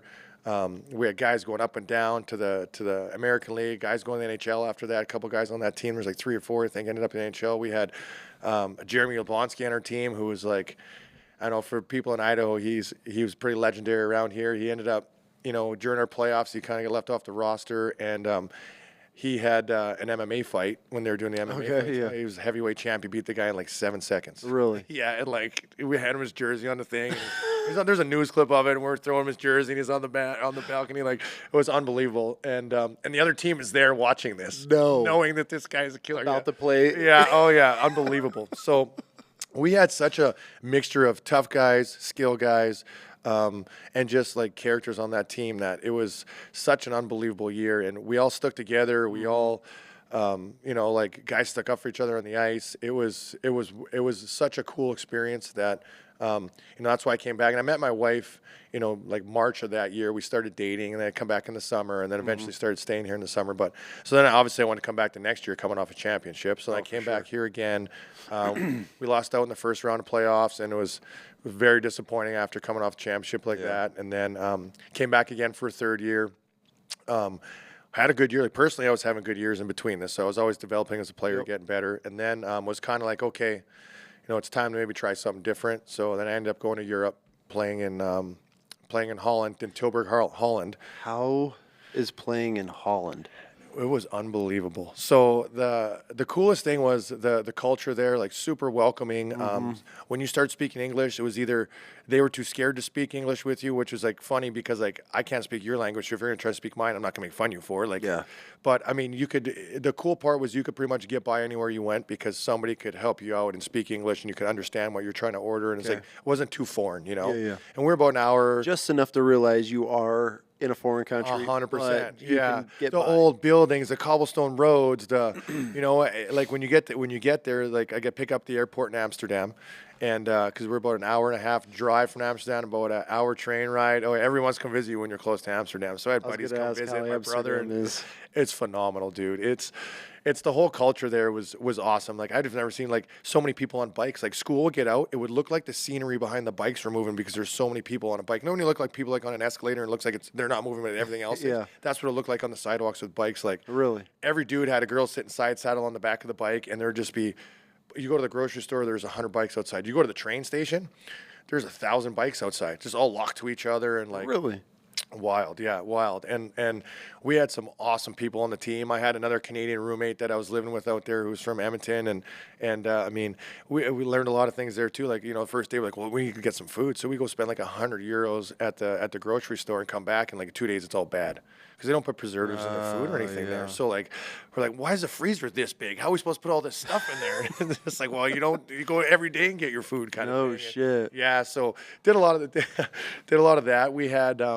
One of our team sponsors was, and I'm going to jump all over the place here because there's so many things that pop in my head when we're doing this. But one of our team sponsors, like, and I like to, like, when I was in Saskatchewan, I dove into the farming. Like, I thought it was awesome. Like, I remember sitting on a cow, holding its leg because it broke it on a calf, and then they had to saw the leg off. So, I'm just like, well, I'll help. So I'm sitting on it, holding the leg while they're sawing it off and cauterizing it, and then literally use an old hockey sock, put it over top and duct tape it on and slap the thing on the ass, and away it goes, and so I was out at the farm all the time. It was so much fun to be out there driving around the trucks, just cruising. So same thing when I got to Holland. Like I wanted to get into the culture. I thought it was awesome. I wanted to learn as much as I could about them. And there's this. It's called. They have like big. It's saunas there. They're called saunas. Like what you think here, but it's like a whole experience. So you go to this place and it's like a private club, and it's got a restaurant in the middle, and it's got like 4 or 5 different kinds of saunas, like the red light sauna, just really like different kinds. And they have like the saltwater baths where like you rub a bunch of salt on you, and they're only like 2 feet deep, but you kind of lay in there and float because it's so salty. And then they have like a herbal hot tub, and then they have a pool, and like everything's buck naked there, like everything. Like the change rooms. Co-ed change rooms. How was that? Wild, dude. It was like at first I'm like, wearing, like it was just very like they give you a robe and sandals when you come in, and like there's a change room, and you go in there and there's just like chicks just chatting away in there, like it was a whole other experience that I was just like, wow, this is crazy, you know? This is awesome. Yeah, but it wasn't. You would think that, but it was never chicks you wanted to see naked. It never is, bro. Dude, you go to yeah. a nude beach and it's all Dude, the yeah, old yeah. giant ass women. Oh yeah, dude. And then they have this thing. It's called. I'm probably pronouncing it wrong. It's called like an off-goose. So what that means is it's a giant sauna that like 40 people go in. Okay. And they do it like twice a day at certain times. And the sauna lady will come in and she'll have like 3 different or 4 different buckets of like Chinese mint, sage, whatever it is that they dump on the rocks. Oh. And dude, so the first one we went in, and there's a Canadian guy on the team who has Dutch heritage, so he's been there for a long time and can speak fluent Dutch. So I'm sitting there's my first time in one of these, and I mean we haven't even started yet, and I'm just like sitting in a puddle of sweat, like just dripping sweat, and they're all talking in Dutch. And you're not. You're just. I had sitting no there. idea. My buddy just starts howling. And then he starts talking to me in just English, you know. And so they realized that I'm not from there because I wasn't saying anything. And then now I was the big joke of the sauna. Like, so what she would do is she'd pour a bunch of stuff on the rocks, and then she would whip the steam at you with like a wet towel. I thought my skin was gonna melt, dude. That'll make you see Jesus. Bro, literally. I mean, I'm breathing in. My nose was on fire. Oh, my lungs were especially on when fire. they put sage or like eucalyptus in The that. eucalyptus was a big one, and then the God, Chinese bro. mint was a big one, and then so I'm and like, and there's 3 sets of it, so they go 2 buckets in a row, and then you take a break and you go outside and like they just lay in the snow. They bring all these bowls of fruit out that you eat, you know, and then you go back in, and I mean, I literally had to get up, and I'm sitting like I didn't realize, so I'm sitting like in the back, so like I had to get out and I had to go through like 3 people, you know. I'm like, excuse me, you know, trying to get out of there, and they just start howling as I'm leaving the sauna. They're just like, this idiot doesn't know what he's in for. So I go outside and I'm just like, I'm almost passing out. I'm just like so hot, and they haven't even got halfway through the first bucket, and I'm just like. So I sit out there until their break, you know, because I was gonna go back in and excuse me. And I come out, and I'm sitting there, and I'm like literally just sitting buck naked in the snow, just like, oh my god, like I can't cool off, like all dizzy. The fruit comes, and I just crush all this fruit. So it's time to go out big in, and I just roll up all these big snowballs. I got snowball under this, snowball underneath me, snowball here, snowball in my hand, just sitting there holding it against my chest, and like they are like my buddy was almost crying. He was laughing so hard because they're just talking in Dutch. I'm like, look at this idiot, pretty much, you know.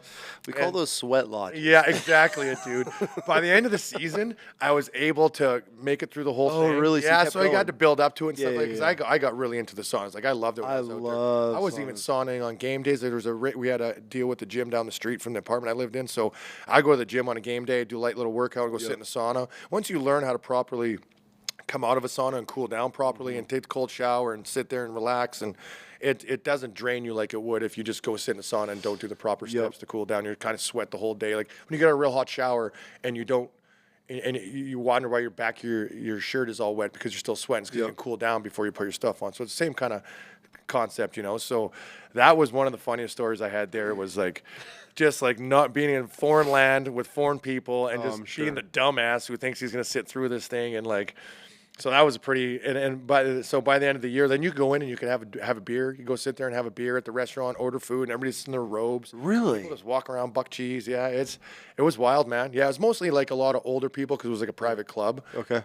So yeah, but you're sitting in there and like people just walking by, buck naked, and you're sitting at a table in a robe eating. It's like this high end club. Yeah, it was a cool experience. You know, I bet. yeah. So like. You're sitting in a sauna, and all of a sudden, like either these old dudes come in or these ladies come in, and it's just their culture. They just take everything right off, and you're sitting there wrapped in your towel, you know. Just like it took a while to warm up to that, you know. Oh, I'm sure. But yeah, so that was a real cool experience, just being over there. And again, like everybody wants to come visit when you're a place like that. So I had a couple buddies from back home that you know, grew up with like a couple years same age as my brother that were like hockey players and they're firefighters and stuff. And these 2 guys came and they were doing a whole European trip. So, you know, we'd meet them we were playing in Amsterdam. So I just left my bag and stuff with the team after the game, and you know they took the bus back, and then I was just gonna take the train home. So I spent 2 days in Amsterdam with them, just partying, hanging out, doing a bunch of. I want to go to Amsterdam, dude. It's It's awesome. The people are cool. We went to a comedy show because it was like an American comic that went in there and did this comedy show, and just the buildings and the places to eat and. I mean, obviously there's a lot of fun you can have there. So it was a great time. So What year was this? that was like 2011, 2010, okay. 11, I believe is when it was. So, and then like jumping on the train, just taking the train back. And then my brother and his wife at the time, they came to visit, and same thing, met him there, did a whole thing. And then they would go do their European tour, come back, stay, watch a couple games. Then we'd go out driving back up to Amsterdam. Because when you get there, they give you a car. Like they give you like the team gives you a car with the team logo on the side, and it's good and bad. It's good because you get a car. It's bad because the team logo's on the side. So like so it's just like a little Volkswagen Fox. Sounds like a horrible idea. I would never recommend giving any sports team a car with a logo on it. We had a teammate, and this guy's like. He's one of those beauties, like an absolute awesome. His first experience playing there was he was at the gas station across the street from the rink getting some energy drinks before the game, and the place gets robbed, and he's in there, and the guy's standing outside trying to tell him not to go in because he's the lookout, and he doesn't speak Dutch, so he has no idea what the guy's saying. He just kind of looks at him, goes in, grabs his drinks, turns around, put it on the table, and there's a guy standing there with a knife holding the place up, and he looks at him, and he's just like, so he's like 10 minutes late for the game because the cops are trying to get his story after the place got robbed. Yeah, so he's just like, I don't know, I just walked into a robbery. I didn't know what was happening. So absolutely wild. Like just, so many little things that, that happen over the years. And the team that owned us, they're called the Distill Trappers. They owned William Tway, which was the soccer team in town.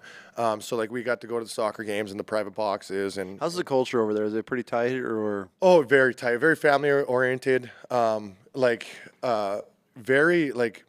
Very friendly, very like welcoming. Like it was really cool because like we were talking about before the podcast, but like, after the game it was all like really you're integrated with the fans a lot. Like after every game it was. Oh, how are the fans? Fans are there. I mean, hockey fans are soccer hooligans over there. It's the same thing. Really? Yeah. So like our rink had a section that chained off where like chain link fence, where like the divide the bleachers. Yeah. So where the visiting fans had their section, they had to go in there.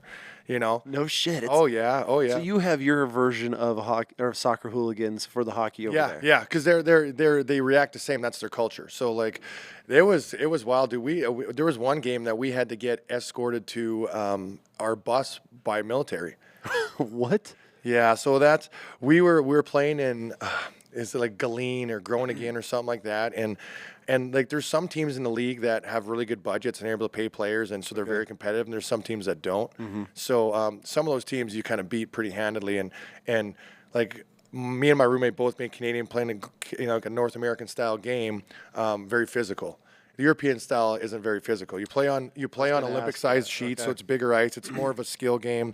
I mean, I would get penalties for like literally just hitting too hard. It was a clean hit. And the guy had the puck, nothing dirty about it, and I'd go in the box, and the scorekeeper would be yelling at me in Dutch, telling me that I don't know how to play the game, and like, oh yeah, I look at my teammate going, what's he saying? He's saying, that's not how you play hockey. I'm just like, oh, interesting, It is where I'm from. Yeah, that's exactly what I would say. I'm just like, you're an idiot, shut up. I probably don't understand what I'm saying, but so my roommate goes behind. He's going in he dumped the puck in, and he's going behind the net to forecheck, and this guy's coming around the net, and he's just got his head down, and he buried him so hard, like the old swallowed the tongue thing happened. Yeah. Their team just left the ice. Like, I've never seen it. There's stuff I've seen happen in Holland that I've never seen in sports in my life. Like, their team left the ice. Like, you can't do that. You leave the ice in in any game, never mind a professional hockey game, like, it's over. You lose. And there's going to be ramifications from the league and all that kind of stuff. They left the ice for like 10 minutes and just left us out there with the crowd. So we didn't know what was happening. The refs left the ice. One ref stayed on the ice. And the crowd starts chanting stuff at our goalie, who was Yutaka Fukufuji at the time, who was like the first Japanese goalie to ever play like a game in the NHL for the LA Kings. So he's in his net, and they're yelling stuff at him. And he's just got his head down in the net, and they're just like, they're chanting at him. They're saying all this crazy stuff to him. And then all of a sudden the team comes back out, and we just play the rest of the game. But by that time, they're chanting at us. So now we're starting to like lip off back and skate by the glass. So the animosity's building. Big time. And then we beat their team by like 7 or 8 goals. Because we laid the hammer to them after that. We're like, you don't get to do this, you know? So we it's like time to go to the bus and get out of the locker room. When we come outside, and there is just a row of armed guards with machine guns and everything, just all the way to the bus, escorting us to our bus. Yeah, and just like the fans are all standing around yelling at us, and like half of us have no clue what they're even saying. Yeah, it was wild. Yeah, so like escort to the bus, and like it was one of those real blue collar towns in Holland where like I think there was a lot of bikers there. And you guys were the rich team that showed up. Exactly. Laid it down on them. Yeah, okay. laid it down. I could see that. Yeah, there's definitely, and it's always been like that. It's always like there's like the 4 or 5 always the same teams that have that budget, Yeah. So and the league has changed a lot since then. They've joined the German league and stuff like that. But so you guys are hated even before you get there. Yeah, before we get there, and like they're very and this is what I've learned, about the soccer side. Like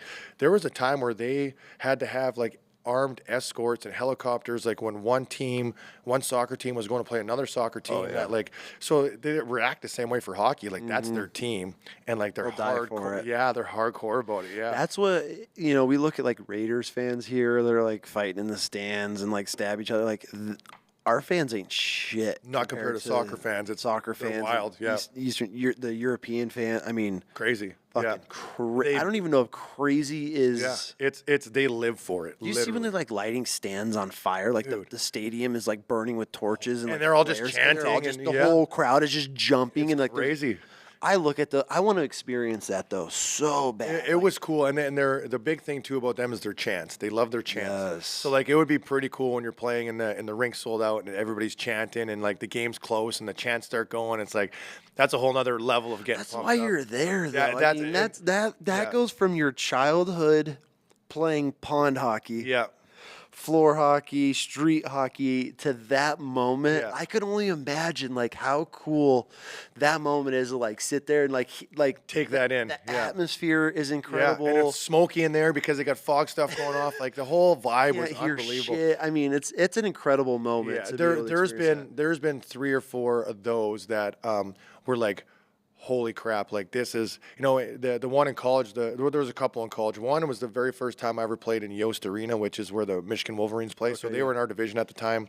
Michigan, Ohio State, Notre Dame, some big teams, right? And we're the small school in the big small fish in the big pond here. And so we're playing Michigan, and Michigan's always a top 10 team in the country, and we're sitting there in Yost Arena, and and it's like an old arena. It smells like those cinnamon almonds. Like it's just got a whole vibe to it, and it's like, it's one of the best atmospheres in like not only college hockey but all hockey. Like the team comes out and the band starts, like their huge band starts playing and like to the speed of the team skating around the ice, and like everything's in sync. The fans got their chants. And I'll still remember this, just standing like on the blue line, like for the starting lineup, standing on the blue line for the national anthem, and it's dead quiet. And I'm just, first of all, I'm looking around going, oh my God, like I wish I played here. Just like, right. Wild. I never like I made it kind of thing. Like this was awesome. And then like we had a guy on our team who had a mullet on, and it's dead quiet. And there's like, I think Yost holds like 9,000 fans or something like that. And all you hear is, hey, Davis, where'd you park your Trans Am? Oh, shit. One of the guys, there's one guy out of the crowd, and the whole crowd just starts howling about a guy on our team because he's got a mullet on. Like, where'd you park the Trans Am? Yeah. Like, I mean, we started bursting out laughing. It was just unbelievable. Like, the culture of that team and that crowd and, like, Michigan fans was wild. So that was, like, one of the first, holy crap, like, this is crazy. This is potential of, Well, I mean, you go back to, like, high school. Yeah. I mean, the parents at our school, I mean, they had this a fire truck siren mounted to like this piece of plywood with a truck battery in it. Yep. And as the players came out and they would touch that thing off, and we would point it directly at the away team's which was right, and this thing would wind up and just be unbelievable. What? Screaming as these guys are coming on the ice doing the laps, and the opponents are all the parents are holding their ears and screaming back, and they'd let off, and it would take minutes to wind down. And the second they'd touch it, it would just start all over. And that causes some shit too, because there was parents fighting before the fucking game even started. Over the knowing siren. It's happened. We had that in my first year, like Bantam AAA.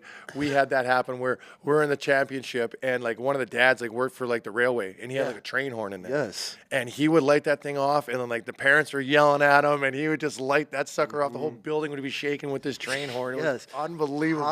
Hockey players and hockey parents, fans are the greatest Yeah, they are. fans in the sport. Yeah. And Oh, yeah. I'll die on that hill, man. Yeah. It is the atmosphere. I wish I would have gotten, like, by the time we moved to upstate New York, you're born on skates up there. Yeah. So we were always, that's why I just went the football route because it was always catch up, you know? Yeah. Oh, yeah. Yeah. But going and supporting and going, I mean, I played with my buddies and all that stuff growing up, but I didn't play, like, it wasn't my sport, Yeah. you know? But the atmosphere was 10 times more. It's crazy. than And it's anything- like in an anything. enclosed area, right? And then Like, if you win, like, the playoffs or, you know, you go on your, you know, the championship at the end and you're going to wild. this is the greatest atmosphere. Yeah, it is, and like there's so many different things that like those were those aha moments for me, like you're talking about. Like, and then another one was still in college. You know, I was talking about how the Illich family donated a bunch of money to the college. So part of that agreement is we would play a home game in the Joe Louis Arena every year. So we played against Michigan State. Oh, okay. And that's right. East Lansing is like right there. So there was like 14,000 fans at the Joe Louis. The game's on Fox Sports. So like so I have some buddies that have satellite dish that can watch it back home. Yep. I couldn't even sleep the night before. I was just nervous as shit, you know. And it was just one of those where you walk out and you're in like, and at that time, like I'm from Winnipeg. The Jets were my team growing up, and then they left. Yeah. And then it became the Red Wings.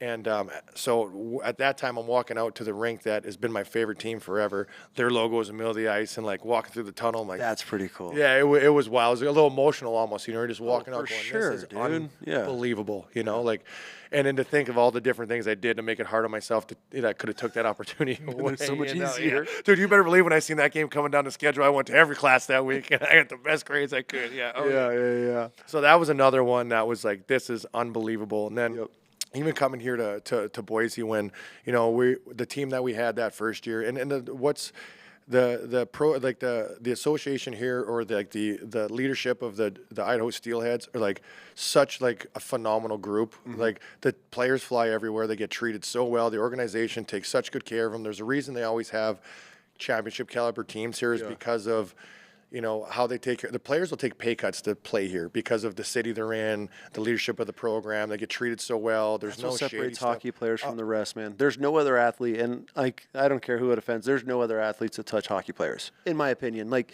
as far as genuine blue collar guys that are they play hockey players, I feel play for the sport. Oh, I believe that 100%. They don't play for the paycheck because you guys get paid shit. I mean, you don't. Well, compared to every other sport, nothing. And you look at the minor hockey, I mean, dude, nothing. You're playing for beer money. Yeah. And you know, you're not raising a family off of playing minor hockey. You know, it's a good way to you know, try and get to that next level to make some money. And that's one of the reasons I went to Europe because it was, you know, in the euro, the exchange rate was awesome. There was no tax on it, all that kind of stuff. So there's opportunities to make a little bit of money, but unless you're on a big contract or on a two-way contract, I mean, shit, my first year here, I think it was $425 a week.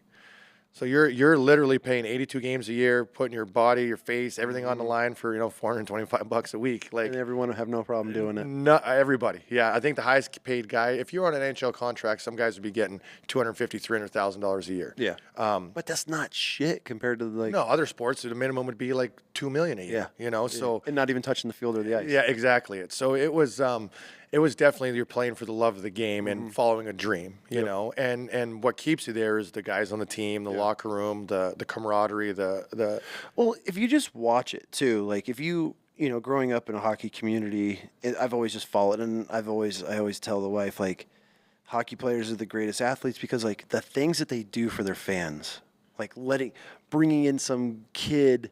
Yeah. With his dad that's blind, but they followed the team their whole entire life, and they just pulled these kids, or these pros seeing kids playing street hockey, and they pull over and will play with them, and like it's just the genuine blue collar guy that made it. Yeah. Never forgot where he came from. Yeah. Never let the fame get to him. Never let the money get to him. And they can still give back to their community. They're doing things for kids. They're doing things for, you know, handicapped children and kids that are bad. I mean, you see hockey players All the doing time. the most incredible work in their community. And they're not, and they don't look for the fame for it. You never even see it. There's so many guys that do so much stuff that you don't even know they do it. Exactly. And it's like, then you look at these guys like LeBron, and they have the world given to them, and it's like, dude, fuck you, man. Like, that's a tough. I'm sure he might do some good here and there. I don't. But like, as far as hockey players, like, you always hear, and you know, stories, yeah. there was guys that would come back to some of the games, some of the colleges that, you know, or their high schools made it to the championships, and you got pro players coming back to watch their high school team. Yeah. Oh, there's and they're sitting in the stands with everybody else. With everybody. Yeah. No security, no nothing, entourage, just nothing. Just want a to hang out, watch some in a hockey. Carhartt jacket and a toucan. Yeah, 100%. That's it. And it's like, you're like, oh, yeah, so and so's here, and you're like, no shit. Like, those are hockey players. Yeah, it's one of those things with the sport that, you know, like, and we can, you know, I don't know how much time we have, but we can get into some of the, like, what, you know, that kind of thing. The side of hockey is like, you know, what it takes, you know, and this is what I tell kids a lot is like, everybody talks about hard work. It's hard work. Well, what does that mean? Mm-hmm. It's not just hard work to physically, you know, go to the gym, lift weights. It's hard work to be a good person. It's hard work to be a good teammate. It's hard work to be a good family member. It's hard work to when your buddies are going to the bar to say no. Like, there's so many aspects of the game that come into play.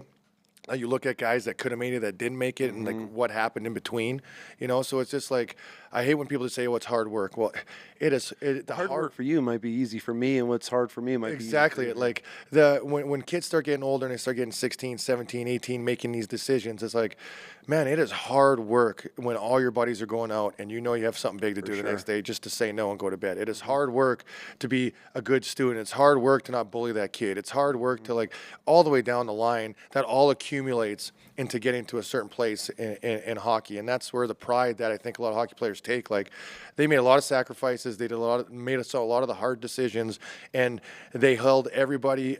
They hold themselves accountable, and everybody who helped them along the way, they are so grateful, whether it's friends, whether it's family, whether it's parents, whether it's billets. Like, nobody gets there, and I think they understand that, where I think hockey is like a very selfless sport. I think it's like one of the true team sports. Like, I mean, you look at football, there's 80 guys in the locker room or 60 guys in the locker room. Like, it's tough for everybody to gel. But when you got 20 guys in the locker room and you're traveling together, on a bus together. Yeah, and you're not separated in different locker rooms. No. Like, offense is over there. No. No, you're all in it, all together, all the time. Smell it all, see it all, 100%, hear it all. Yeah, exactly. So, I mean, I will give that on a hockey. A hockey locker room is probably one of the most god-awful smelling places on the planet. Yeah, dude. Some guys, I mean, everything stinks all the time. You like take your gloves off, your hands still stink. Like, you pull out someone's roll of tape and it fucking stinks. You catch a whiff of that bag opening up, it's brutal. Yeah, and then that's what I love about the hockey side of things. Is just like the camaraderie, and like, you know, we had that year that we won the championship. We had a saying in the locker room. It's like, champions for now, teammates forever, because that's what we were. Cool. Yeah, so it was one of those things where, like, almost every guy I've played with over the years in some capacity, like, there's a message that goes back and forth, whether it's a happy birthday, whether it's whatever, and like there's just a respect level you have of being able to go through that. I'm sure, obviously on a whole nother level that you've done, but just going through that with people, and for sure, I'm not going to say battle because it's not the same. Like, you know but what civilians compare, like, you know, and it, at least for me, and speaking of my experience, like, granted, the military and the trauma bonding that veterans go through is a different level, but like, there's ways of camaraderie. Like, I have some of the best dudes that I know, like, aren't veterans, and it's great because you're going through all the trauma, the ups, the downs, you know, exactly. Yeah. So like, and that's the thing. Like, we battle on the ice together. Like, we, you know, there's, I mean, the fights that happen. You know, a teammate gets, you know, cheap shot, and the other teammate's right there, like, without even question, about to drop his gloves. It's a brotherhood. It really is, and that's like when I was watching the podcast and we're talking there. Like, I don't want to use terms that are like, because you got so many people on this podcast that have given so much to this country that I don't want to offend them by using terms like, you know, like, we battled, we went to war together. It's just,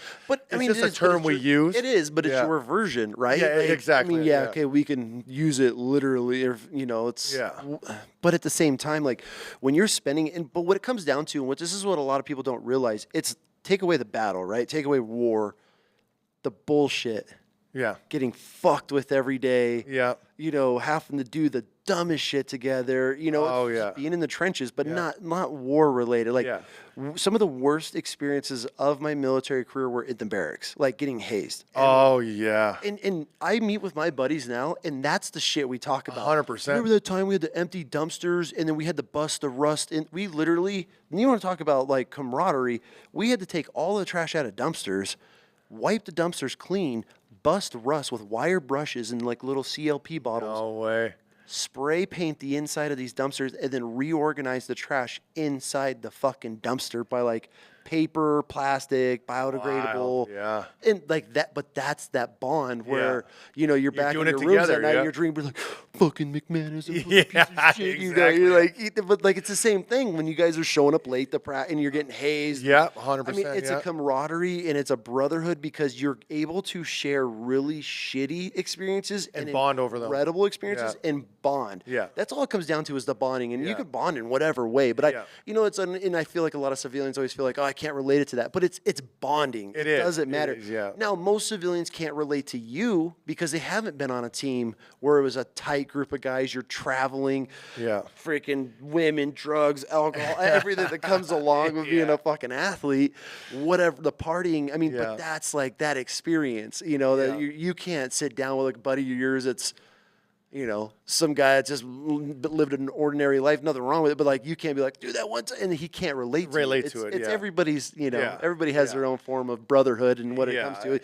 But I makes get it, dude. I've been on sports team, you know, on your level, but I've played sports. I've been with other groups of guys that aren't military related, and we could call each other and dying laughing over Yeah. the shit we had to go through together. It's unbelievable. And I look back at like the rookie parties. I mean, especially back in the day, like when I was coming through juniors, it was like the late 90s, you know, and then like stuff that you could get, like programs get shut down for the stuff that I remember they were zipping kids, rookies in hockey bags and throwing them on ice and shit. And they were fucking dude, with we had the sweat box on the bus where like all the rookies had to get stuffed in the sweat box, and there's like 12 big dudes in the bathroom on the bus, and they're all have to come out, and like there's the parties and the drinking that happens at the parties, like that's the kind of stuff that, you know, you paid your dues. You know, you can't do that kind of stuff anymore, and I get it. Especially like back then, that's before people could record stuff either. Oh you know? yeah, So, I mean like, that's when that's how you get in trouble. You know, somebody records it, puts it online, and all of a sudden you get pressured, right? Parents are freaking out. Yeah, Organizations don't like it. Yeah, it ruins it. and I never, you know,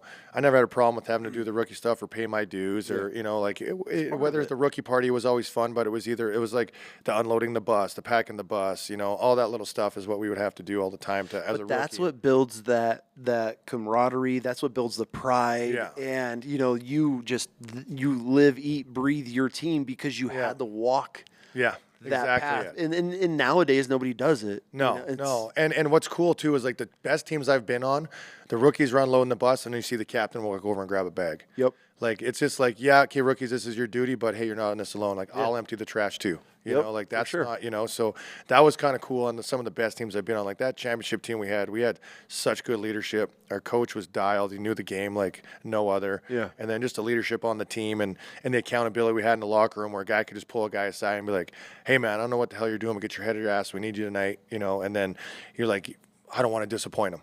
You know, so then you straighten yourself out, you get out of your own head, and, you know, you be the best player you can for your team. And then knowing that guy had your back at one point, you have no problem fighting, standing up for this dude. I remember there was a certain, this was like one of my first games as my rookie season is we were playing in Victoria. And we're down a couple goals, and it's the third period, and there's only like 5 minutes left on the clock. And as I'm a defenseman, the coach taps me and he's like, go out there and take the face off. And young, naive rookie, I didn't realize what he was really setting me up for. It was to get into a fight. Immediately. And then my teammate, who's one of the best teammates I've ever seen in my life, who would do anything for anybody, who would, fight anybody, score 30 goals a year. Like, he's just an all-around dude. Yeah. And his famous line was "Body by Bud Light." Like, he is just like cut like a bag of milk, but he's so tough. And like, so he grabs me and he yanks me out of the face-off circle. I'm just like, "What are you doing?" Laxi told me to take the draw. He's just like, "No." I'm like, okay. So I just go stand on the wing where he was. And then sure enough, as soon as that puck drops, those two are going to town on each other. He's just like, that was one of the toughest guys on their team. He's just like, you didn't even know who it was. I'm like, again, read the game notes. So they're learning experiences, right? But like he stepped in for that and started fighting, like, and I didn't realize what he did until after the game. I'm like, bro, thank you, yeah, because like save me 2 black eyes. Exactly, because like again, through my career, I played a lot. I didn't fight a lot, but I mean, you got to fight you have to fight as part of the game. So like, it'd be a couple, 2, 3 fights a year, but there's guys that get 2, 3 fights a game. You know, what was one of your best fights? One of my best fights was probably playing here. I switched up. Well, there's a couple good ones that I had, but and one of them was playing here. Guy just grabbed me. I hit a guy because like that usually happens after you like. I played very physical, so I had a lot of body contact. So I laid a guy out, and the guy came right over. And he's like, "We're going." So I'm like, "All right, we're going." Is it like? Do you know by the look, or is it like? You know by the look, and you also know that like you have to step up because what you just did. And there's a hockey etiquette. Yeah, so like if you check, I mean, if you just know, are you? So when you lay a good hit, are you looking? I'm looking for someone coming at me. Yeah, like as soon as I lay a guy out, the first thing I'm doing is like, all right, who's coming? Yeah. And a lot of times they didn't come because I also played clean. Like I hit a guy who like had the puck, had whatever, and throw an elbow in his head. I just rock him. Like I got really good at doing that. And so, but first thing you do is like, all right, who's coming? And a lot of times they didn't come, but when they did come, like you can't like. Can't shut back down. Yeah. No. So like it was here, and I'm pretty ambidextrous, so I just remember switching up and hitting. You know, I even got a picture of it somewhere. It might even be the one that I sent when you uploaded one of those pictures. But I had him with the right, and I switched up with the left, and that's the one that dropped him. And it's kind of me taking him to the ground on it. And then the bummer part about that whole fight was as I was in the penalty box. Ready to watch the replay on the big screen, somebody dumped a beer on the other guy, the guy I fought in the penalty box because he was like chirping them or whatever. Somebody threw a beer. Then he stand up so the camera panned to them, and I never got to see the replay. Yeah, that was one of my best ones. Another one. I mean, I fought an ex-teammate. Really? How was that? I won a championship with him here. He's from my hometown. I was playing for Wichita at the time. He was playing in Missouri, and yeah, it was just like. There was pretty much a line brawl going on, and me and him were timed up, and you know he gave me a little poke, I gave him a little poke. I'm like, all right, we're going, you know, and he played with me here, so like by no means was I a fighter. I don't want to get that mixed up because like the guys would be like, yeah, he didn't fight a lot. Well, I didn't, but when I did, I thought I did pretty well and handled myself pretty well, and I ended up giving him a little nick over the eye, and we kind of both, you know, I got his jersey over his head, and then when the refs broke it up, he kind of pops his head up and he looks at me because he was like, "Oh shit, I wasn't expecting that from me," you know. Right? Just like, and we laugh about it, you know. Like that's what the cool thing about hockey too is you can like literally fight one of your best friends on the other team, and then like guys are in the bar having beers after together. Like that's what's so crazy. I mean, you see some of these face-offs where they just drop the puck and everybody just drops their gloves. Like, how does all right. How does that happen? Is this premeditated? Do both teams like ahead of time? I mean, obviously, like it's I look at it like baseball. Like you know, there's unspoken rules. Like you swung and you weren't supposed to, and their pitcher's going to throw in close. Yeah. Is there a buildup like this, like previous games, or is it beforehand? Like the captains are like, hey. We're all just going to settle this the first drop of the puck? No, or? You know it's coming. So, like, a perfect example I have is we were up in Alaska playing, and they were a big rival of us, and we didn't have Yabo with us. Okay. And he's by far the toughest guy I've ever seen on skates, like, that I've ever played with. Well, I say Colton would be too. But Yabo wasn't on the road trip. So we go up to Alaska, and they take liberties on a couple of our guys. Like one of our better defensemen gets an elbow to the head. He's out cold. Really? Has to wear the big concussion helmet for 3 weeks. Like, so they're back down in Boise now. And not only do we have Yabo, but we have this other guy. So now they're on your turf. Oh, 100%. And the two guys, and I still remember this, Yabo and the other guy, I think his name was Matt. Those two guys sat at home watching this when 300 first came out. They sat at home watching 300 all afternoon. Oh, so they're came to the rink, fired up, and they beat up to Spartan kick anybody. And as soon as they got on the ice together, like their whole team knew what was about to happen, and they beat up a whole line. These two guys beat up like 5 guys. Like guys are like literally like there was a video of it. Like one guy's just holding Yabo's arm, like squeezing it so he couldn't go hit another guy, and the other guy's got this guy on the ground and leaves him and goes and grabs another guy. They both got suspended for like 16 games for it, and just like went around beating everybody up on the ice. It was unbelievable. And they knew it was coming, you know, like, and when you see those games where like, you know, like especially at Madison Square Garden, like it always happens there, it seems like, but it's like if the coach is starting those guys, It's for a reason. It's for a reason. So, and the coaches see each other's starting lineup. So, like the away team. Yeah. So they know ahead of time that they're starting these guys. Well, I'm starting these guys, and then they all know when they get on the ice, going, well, I don't usually start, so like I'm starting for a reason, and then like they all just go. It's like a gentleman thing, which is hilarious to say, but it is. Is that why they're like fucking with each other, like when they're warming up, and you see them when they come to the blue line? Oh yeah, like, because there's an unwritten rule: you don't cross the red line. Or the red line. Yeah. Okay. And warm-ups, you can't cross the red line. That's Dude, like hockey's so fascinating. I mean, all sports are, but like the fact that like an opponent crosses the red line onto your side, and then now all of a sudden like that's a straight fuck you. Yeah, like that's like screw you. I'm gonna cross the red line, eat it. Yeah, that's really. Oh, and I've seen like I've been part of and it depends on who have your team, because if there's teams that don't have tough guys, you can just tough guys can take advantage of a team. Like I remember in juniors, our team went and grabbed the other team's net and brought it into our end, so they didn't have a net for warm up, and nobody came and got it because they were too scared. Wild, yeah. Shit like that. Yeah, it's incredible. Yeah, so like there's that unwritten rule where, and it's usually the cool thing about the game of hockey too. It's like usually like those guys that's their role. They don't just go pick on the smallest guy, and they're picking on the other guy. Oh, for sure. Because they know he's going to go. You know the goal scorer is not going to fight you. Plus, the coach doesn't want him to because if he breaks his hand, now you lose a goal scorer that you're paying. But yeah, so they're always chirping to each other, skating. You'll see them skate back and forth, and they come together. We're going, or like if the fight didn't go as good the first time, and the guy wants a rematch, like I remember. Colton, him telling a story about when he was in the NHL and he's lined up against Donald Brashear. Okay. Like famous NHL top 5 heavy of all time, and Colton's a young rookie wanting to cut his teeth here, and he's like, will you give it to me? Will you give it to me? He's like, not yet, kid. And then he's like, so next game, will you give it to me? Give it to me. And he's had a few more fights during the league, and he's just like, yeah, you got it. And he's like, all right, thanks, man. Like, thanks, man. And then they drop the gloves and fight each other.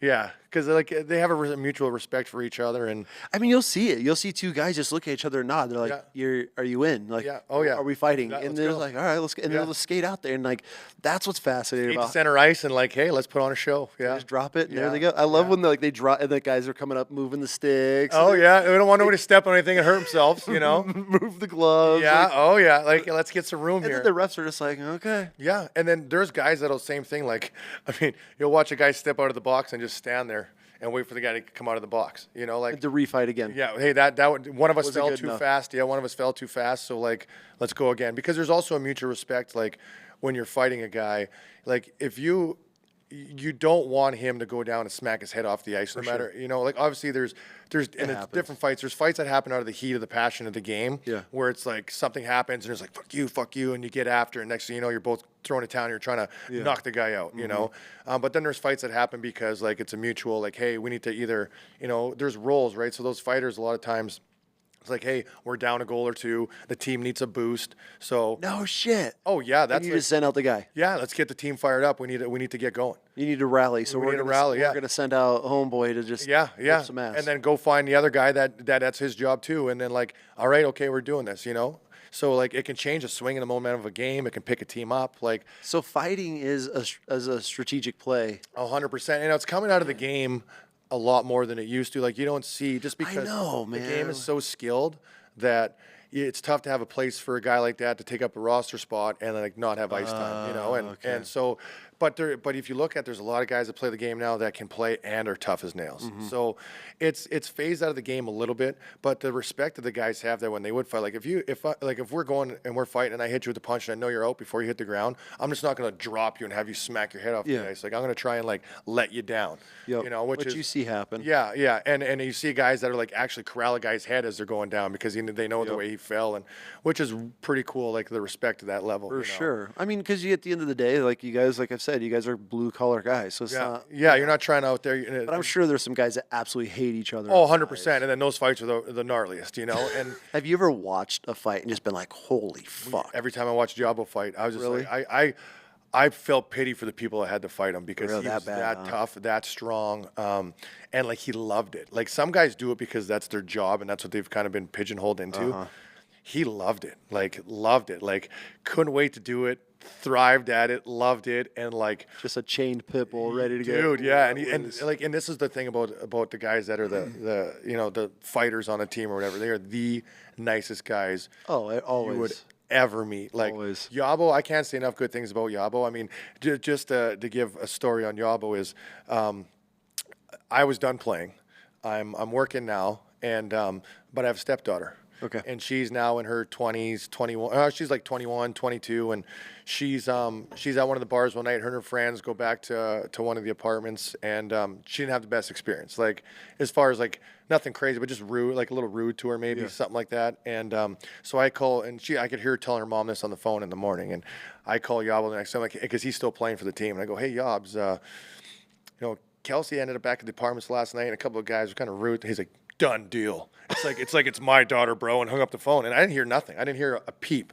Well, fast forward to that summer in the off season, one of the guys was staying here, and I'm big into the outdoors. So he's like, hey, like I'm gonna rent a 4-wheeler. Will you take me up? And we're chatting. So I start telling that story, and he goes, that was your stepdaughter? I go, yeah, why? He goes, oh, Yabo came into the locker room the next day, kicked the coaches out, slammed the door, and had a team meeting that said, if any one of you guys ever touches that girl again or is rude to her or whatever, blah, blah, blah, I will personally rip your head off. Like, threaten the whole team, dude. Yeah. To the point where, like, the guys that went to the captains after, like, should we tell them it was us? They're like, nope, don't do it again. Yeah. Oh, yeah. We're good. You guys got your talking to. Such a genuine dude. Like, didn't even say it's like, that's like my daughter, bro, and hung up the phone. I got it covered. I'm just like, oh, dude, I was just kind of trying to, make sure they're not rude. Well, to how'd her. your stepdaughter take that? Knowing she couldn't date nobody on the hockey team? That's I didn't tell her about that, So it's like, but I mean that it was so cool that like I mean just the nicest guy. They're always the nicest guys in the world, And I mean, and you have to be like to be able to go out there and do that for your teammates, like anybody on the team, no matter what. Like they're the first one to like. And take a bullet for you, because like to be able to do that and do that consistently is pretty wild, and like they have some of these shows out on the fighters, like, Ice Guardians and stuff like that. And, like it's wild to think that, that you're going to be fighting another guy who's just as tough or tougher than you, like a day before you even have to do it. And you have to stew on that all night. And then you're doing it in front of 5, 10, 15, 20,000 people. On national TV. On national TV. And then right after that, you have to go in the locker room, and then you have to come out and sign autographs for kids. And like just the emotional roller coaster that they must be on. That's why. That's why it's the most respected position I have in hockey is for those guys, because I can't imagine.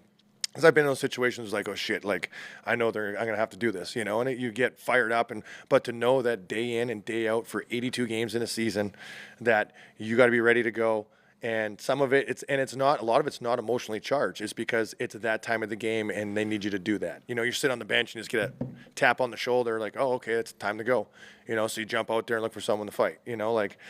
Wild. That's wild chaos. Yeah, that's exactly what it is. Wild chaos. It is. Bro. It is. And just to think that they can go to that emotional high. I mean, I just can't imagine the stress. Like, I mean, some guys love it, so it's probably not as stressful for them. But guys that end up being that's their job, like most of them, like didn't want that to be their job.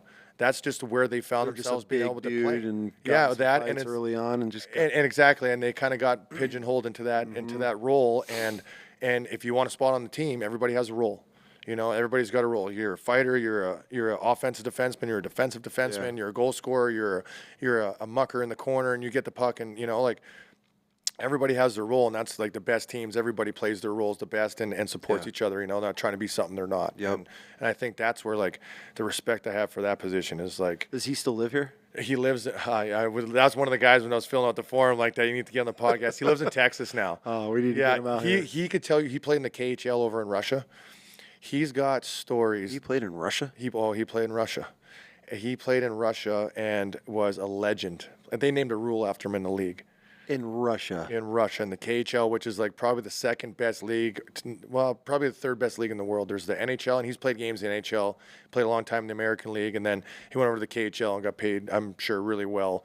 But like mob-owned team, like talking about getting off the bus or getting out of the airport, getting picked out in black limos and driven out miles into the middle of nowhere into this oasis. They go through these gates, and they're just in the oasis of this amazing place, like.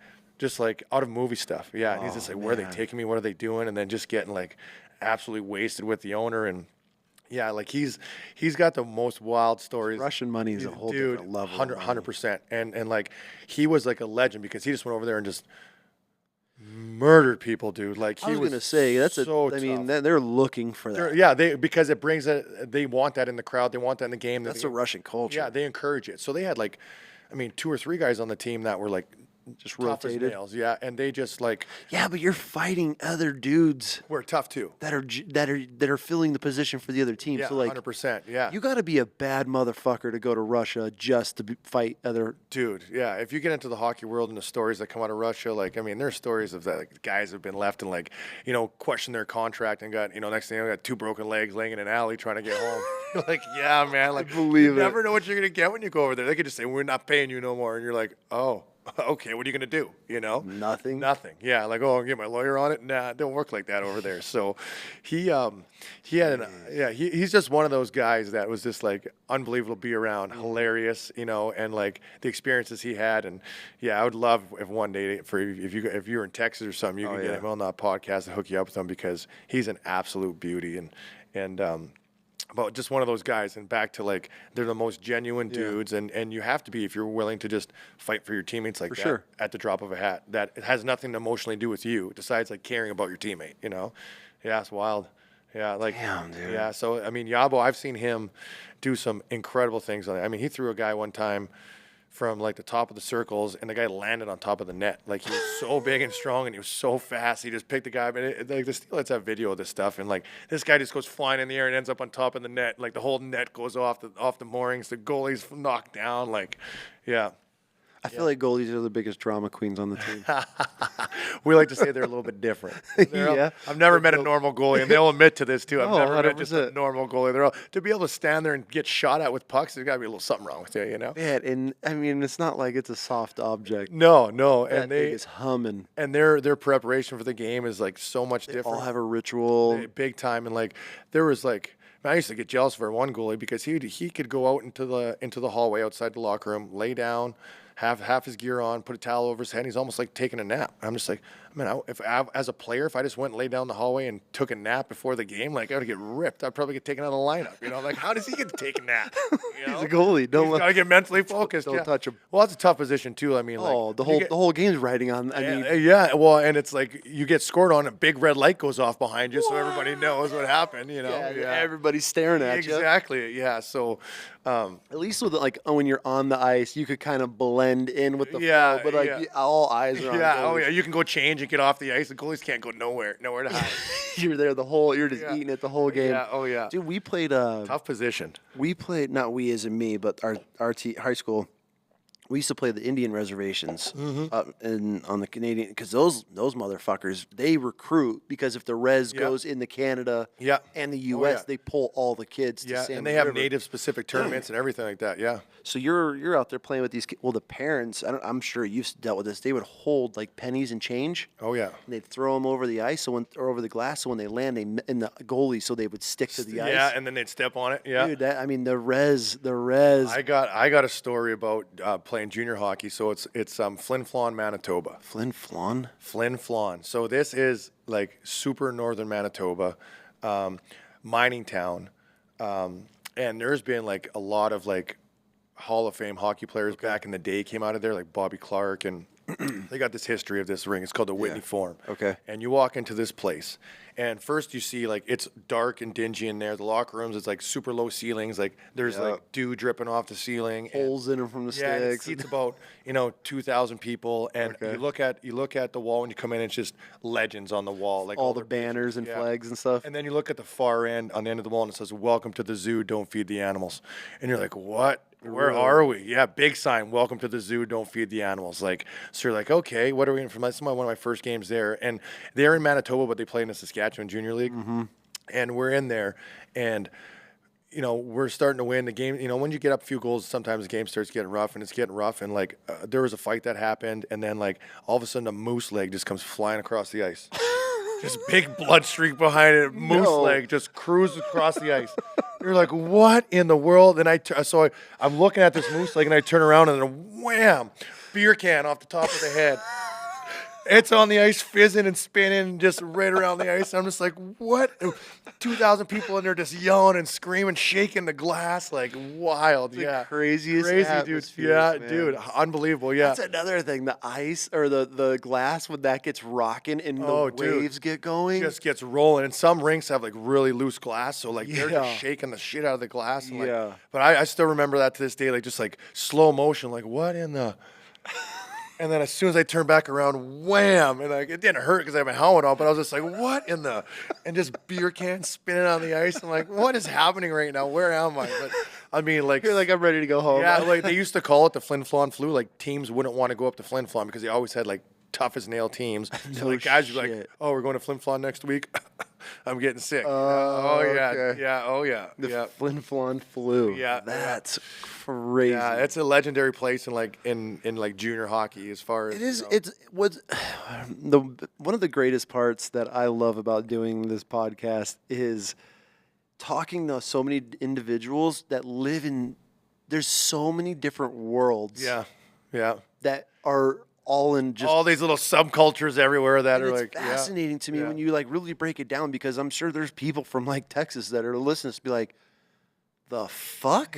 Yeah, little northern Manitoba town. If you look at that on the map, you're gonna go, that's in the middle of Where nowhere. these dudes are chucking moose legs onto Yeah. the ice and throwing beer at the players, Yeah. like, and then the fact that the parents are just shipping their kids off to different to go schools. play there and play yeah, there, yeah, oh yeah. You know, and so Wild. like I love sitting down and talking to people that grew up in such a different world Yeah. compared to other people. You know, Yeah. and you talk to some kid that was motocross and like what his parents did to him to, Yeah, to yeah. get him to that level versus some kid that grew up in Manitoba and Yeah, and exactly. playing hockey. And Playing on just these reservations and playing in these different small getting little towns. escorted on and off reses because of the people that's so bad Yeah, that the crazy. stadies have to freaking Yeah, escort take you out of there. Yeah, it's because insane. buses are getting yeah, stopped. and- flat tires before they come out. Yeah, Yes, like- it's a whole nother. I mean, and that's like the you ingrain yourself into that, and that's all you know. That's all I knew growing up. So it didn't seem that crazy. it's to not me. different. No, it's not. It's not. It's You're just like life. Yeah. That's So I mean, hockey the first time you see like, oh, and then now you know what to expect when you go to Flin Flon. Like shit's gonna get crazy. You know? Yeah. Like just, hey man, drink the beer. Don't hit me in the head with it. You know.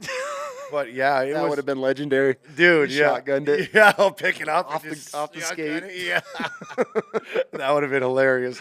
Oh man, if I would have known now, Right? You know, but Legend. yeah, that was yeah, it was some of the best times of like those stories. Looking back at that and like the bus trips, man. I mean, we spent, I mean, between juniors in college, I've spent years of my life on those buses. You know, like I mean, you think about a province like Saskatchewan and how spread out it is. Oh, like yeah. we'd be going, you know, we were in the north, so we'd be going, you know, 4, 5, 6 hours up north. Everything's a 6-hour drive in Canada. Yeah, Like, same thing. And then we go 8 hours down south to like, you know, Estevan, which is pretty much right on the border with like North Dakota.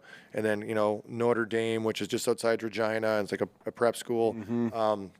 Yeah, it was wild. And then you get to college and like we were up in the UP. So like, I mean, Nebraska, Omaha was in our division. Bowling Green was in our division.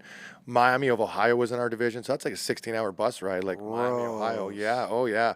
Or you're going down to Ohio State. So like I mean, dude, we played when I was there in the old CCHA. Alaska Fairbanks was in our division. We'd have to leave school on like a. Wait, Oh yeah. So we'd have to leave school on like a Wednesday, leave class, bus 5-6 hours to Detroit, catch a flight out of Detroit. that was your closest airport? Yeah. Well, a big they flew you airport. at? Yeah, because Sault Ste. Marie it was like a small town, like maybe 15,000 people, and it was still cheaper to do that than go to the Canadian side. And it's still the Canadian side was only like 30 or 40,000, so it's not like they had big airports. So we would bus down to Detroit. We'd hop on a plane there. We'd fly to Seattle. And the first year we went to Seattle to Anchorage to Fairbanks. And then, you know, from that's like a 4-hour, 3-hour time change, whatever it is. So you want to get in like at least a day early so you can acclimate to the time change. And I mean, travel like that like wears you out. Yeah. So, and then you play your Friday, Saturday games because college it's always Friday, Saturday. Yep. So you play your Friday, Saturday games and you catch the red eye out of there Saturday after the game because the team doesn't want to pay for another night in a hotel. So you're catching the red eye out of Fairbanks to Seattle. And then now you're at Seattle like 2 a.m. So nothing's flying out till like 4:30 5:35, So 6 you're o'clock in the sleeping on morning. the floor in there. And then you get onto the flight, and then you fly to Detroit, and then you get to Detroit, and you're like, oh, I still got to jump on a bus for 5 hours. All the way back up to school. Yeah. And God. then, like, Sunday's your only day off because you got to go to class on Monday, and you're just like, I mean, wiped, dude, wiped. And then it's right back to work, man. Like, right back to do it again the class. next week. Yeah, yeah. So, like, we had rotated. So, like, I think we'd go there sometimes twice a year, and then they would come here. Like, so it wasn't every year we went there because it was so far. But, yeah, they were in the conference, and I was just like, and then, I mean, regular 16, 8, 10, 12 hour bus trips. Yeah, it was just. Imagine doing that now. Never do. So, when I left Holland and I came back to North America to play, I went and played in Wichita, and that's when I was telling you I played with my buddy, the same buddy that stepped in for me in Victoria when I didn't know what was happening, about to take this face off, and stepped in and fought this guy. That was one of the reasons I wanted to go play there. He was playing there. Another buddy of mine, Travis White, was playing there that I played here with and won a championship with. And then a couple guys that went to my college were playing there. And then the coach was Kevin McClelland, who won like 4 cups with the Oilers in the 80s. And he was one of the biggest characters I ever met in my life. Like, unbelievable dude. Yeah. And so, like, I was just like, this is going to be an awesome place to play, you know. And that's where, you know, my buddy Galby there he was dating Pumpkin from Flavor of Love, which is a whole. Was this after her or if This is while he was dating her. she went on Flavor of Love while he was dating Oh no, this her? is after that. Oh. That, yeah. So like that's how we knew who she was. Yeah. Okay, So, okay. and it was a couple years probably after the show. This was like 2011. Was she crazy? I didn't really get a chance to know her, but like a lot of drama happened while she was there. I'll say that. Yeah, a lot of drama happened between the wives and the, you know, like, and then next thing you know, somebody wants to do like a minor league hockey reality show, and like, I don't know if she's stirring stuff up just to show them that hey, there's something here, you know. Yeah. Drama. Yeah, and that's never good. That never ends up being good for a hockey team when there's drama off the ice. Everybody's got to, even the wives and everybody's got to gel together, you know. So. Yeah, he was. I mean, that was just funny as. I mean, just funny as hell. He's dating Pumpkin from Flavor of Love. Just the whole wild. But yeah, so going to Wichita, holy shit, we would bus all the way from Wichita to Fort Collins, and we would play a game in Fort Collins. And instead of having a back-to-back in Fort Collins, we'd play a game there, turn around, bus home. So we'd start on a Friday playing a home game against them, and then we'd jump on the bus after the game. The bus would meet us at the apartments, and then bus us all the way to Fort Collins, play the next night, which is like a 10-something hour bus ride. And then we would turn around and have a 3-set and play a game on a Sunday and bus all the way back to Wichita and play another game on a Sunday, dude. Like, I've never been worn out. And this is now I'm pushing 30. I was probably 30 at the time. I'm pushing 30.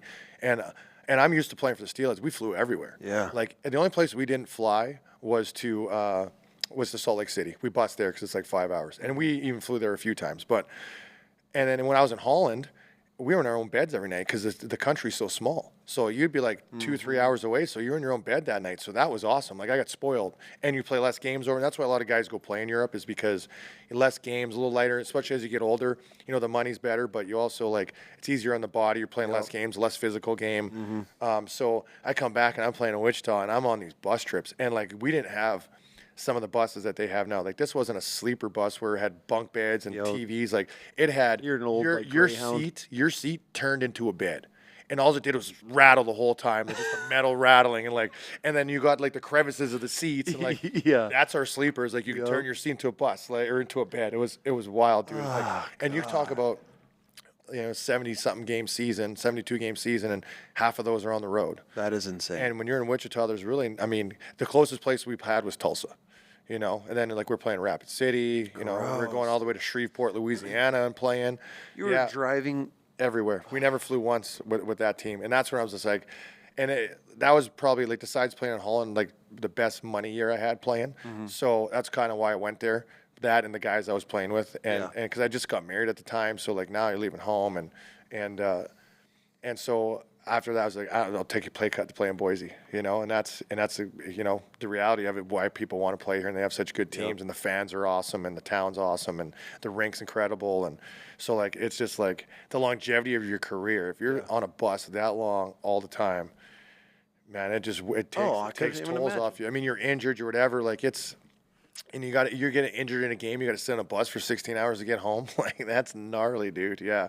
So yeah, that was after that. I'm just like, no, I'm coming back home, playing here. Yeah, I didn't even think of that. Like if you tore something, Oh, or yeah. got just completely your Yeah, ass sitting whooped, there with your shirt off with an ice bag wrapped around you, like 16 separate your shoulder or hours. something. Yeah, you're sitting on, and you're just like, and you can't really lay down. You're aching. You can't get comfortable. Like, Good yeah, for like God, 16 bro. hours on a shitty ass bus. Like that was, but that's the grind, and that's the minor hockey thing that like they don't complain. Guys don't complain. They sign up for it. They do it. Like that's chasing the dream kind of thing. On those bus Now, trips everywhere. with the minors, are you just hoping that one day, like, you get a call to come up to the NHL? And I mean, is that the hopes? How often does it happen? It happens like so. Where I play in the ECHL, it's ECHL, American Hockey League, NHL. So a lot of guys get called up. Like I went to American League tryouts, played some exhibition games.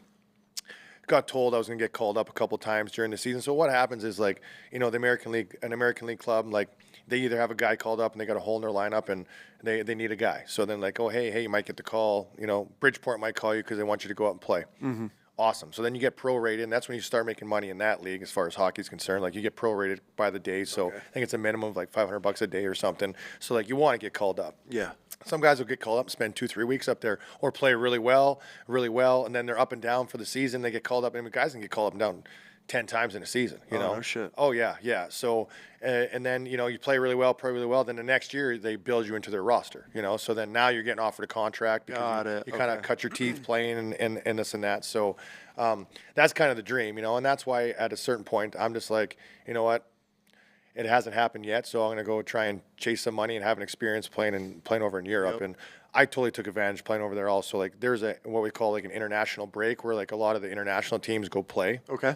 And that's when I flew my, at the time, girlfriend, who's my wife now, flew her down. I had a buddy of mine, and this is where like everything just, I look at the decisions I've made in life and they all kind of just line up. But a buddy of mine was, you have America's Top Chef. Well, he was apprenticing to be a chef in Paris at the time, and he ended up being on Canada's Top Chef, and I think he finished in second or something like that. So he's apprenticing in Paris, living right downtown Paris, and so I flew my girlfriend in, who's my wife, and we took the train to Paris, proposed to her at the top of the Eiffel Tower. Oh, cool. Got the ring at so a kid on my team was from Belgium, so we went to, before she came, we went to like Antwerp, Belgium, went to the Diamond District that his dad used to work in, got hooked up with an awesome ring, and and then flew her in, and she was very hesitant at coming down. I'm like, well, I was going to propose to you. She's like, okay, we're going to book a flight, But like, That got her there real quick. yeah, but I mean, oh man, experience in Paris was a whole nother thing. Like, they're rude, man. They're really rude, dude. Being on the train, like we're on the metro, and like it's just so crowded. So I just grab her and I'm holding on to her, and we got our bags, and like people are just shoving us, come, and they're a little bit smaller people. So I'm in there with my elbows like right here, like come on, Face walk, level, yeah. just like going like, back up, give me some room, and Paris is definitely not what it's cracked out to be. no, I feel beautiful like. city. Run like shit. Yeah, and the people are just, it was a very rude experience, like, I mean, we were at the bottom of the Eiffel Tower just checking it out, and this lady comes up to us, she's got her face covered, and she hands us a note in English, and so I take it to go to read it, and then these two armed guards step in, like military uniforms step in, and kind of give her the fake butt end with the gun, and she kind of backs up, and he's just like, no, pickpocket. I'm like, oh, okay. So they're trying to distract you by reading this note, and they go around and steal all your shit. Yep. And That's huge there. 100%. I'm clueless, So like the guy saved us there because I had the ring in my pocket. So like that would have sucked. Could you imagine? Dude, that would have been brutal. Yeah. I would have went on a rampage down there then. Yeah. Yeah. But so like it's so I try to take advantage of every situation that I've had, and just look at where life takes you and all these different paths and the decisions I made, to not go to that other fly down, to move to Saskatchewan, to come here, to next thing you know, I'm here. I got a great job. I got an awesome family, and it's just, so it's hard to question, if I should have did this. The only thing I should have did was take myself more serious, take my workouts at a younger age more serious, and take my schoolwork a little more serious. And that's the biggest thing I preach to the kids. I was just going to ask you if there's one thing for advice before we wrap things up, like for these athlete kids, because you deal with a lot of them now. Yeah. You help train these kids and get them on the ice and everything, get them into the program and everything, which is incredible what you do. Which I love the fact of like now I get to give back, you know, For sure. and especially in a community like Boise that gave me so much, like, Yeah. you know, wholeheartedly, it's a very fulfilling feeling being able to, you know, have a learn to play program, run everything through adult leagues, and like Yeah. give back my knowledge of the sport too. Yeah, Which is, I mean, it's a complete circle, right? Yeah, You didn't it just is. take it and dip like a lot of people, and there's nothing wrong. Everybody takes their own Yeah. path, but like the fact you're like, okay, like Yeah, this is who I am. Boise is great to me. I want to be able to give back to it. yeah. So for these kids that are watching you and that you're watching grow, and not even just hockey, just as an athlete in general, for these kids, what's a one piece of advice that you would give them to help set them up for the future? I think it's, you know, it's there's so many different aspects to it, but it's just like everybody has their own path, and just because, you know, a player leaves to go do this or go do that doesn't mean you have to. Stay your path, do what's best for you, and it's the be a good teammate, be a good family member, be a good student, like, and a lot of these kids, we all have these dreams of going places, but what does that look like to get there? Like, you have to have these little goals that you need to reach in order to get to that next level. What does it look like if you're a 12U hockey player and you're like, you want to be, you know, in the NHL? Well, what's after 12U? You know, is it AAA? Is it, you know, how are you going to get to that? Because, you know, that funnel gets real small when you get to the top. You look at percentages for scholarships, or 0 point whatever, and 0 to play pro, and like 0 to get to the NHL. Like, what are your goals? Because a lot of us have these dreams, and if we don't write down our goals and have these little achievements along the way, it looks daunting. For sure, you got to realize the milestones that you're hitting. Exactly, and I think once you hit a milestone, it gives you a confidence also. But it's that's one of the big ones I would say is, like, you know, hit these little goals. It's, yes, you have the long term goal at the end, but map out how you're going to get there. And then if you have a family that supports you, I mean, like, I was so fortunate to have family that supported me, and you know, like, you know, went probably in debt a little bit in order to, you know, get me to play AAA hockey and spend this time on the you road do for your kids. It really is, and so, but that's all because of the drive that I had. And if you can show your parents, that's the other thing, is like, to the parents, like, if your kid is showing you this, feed it.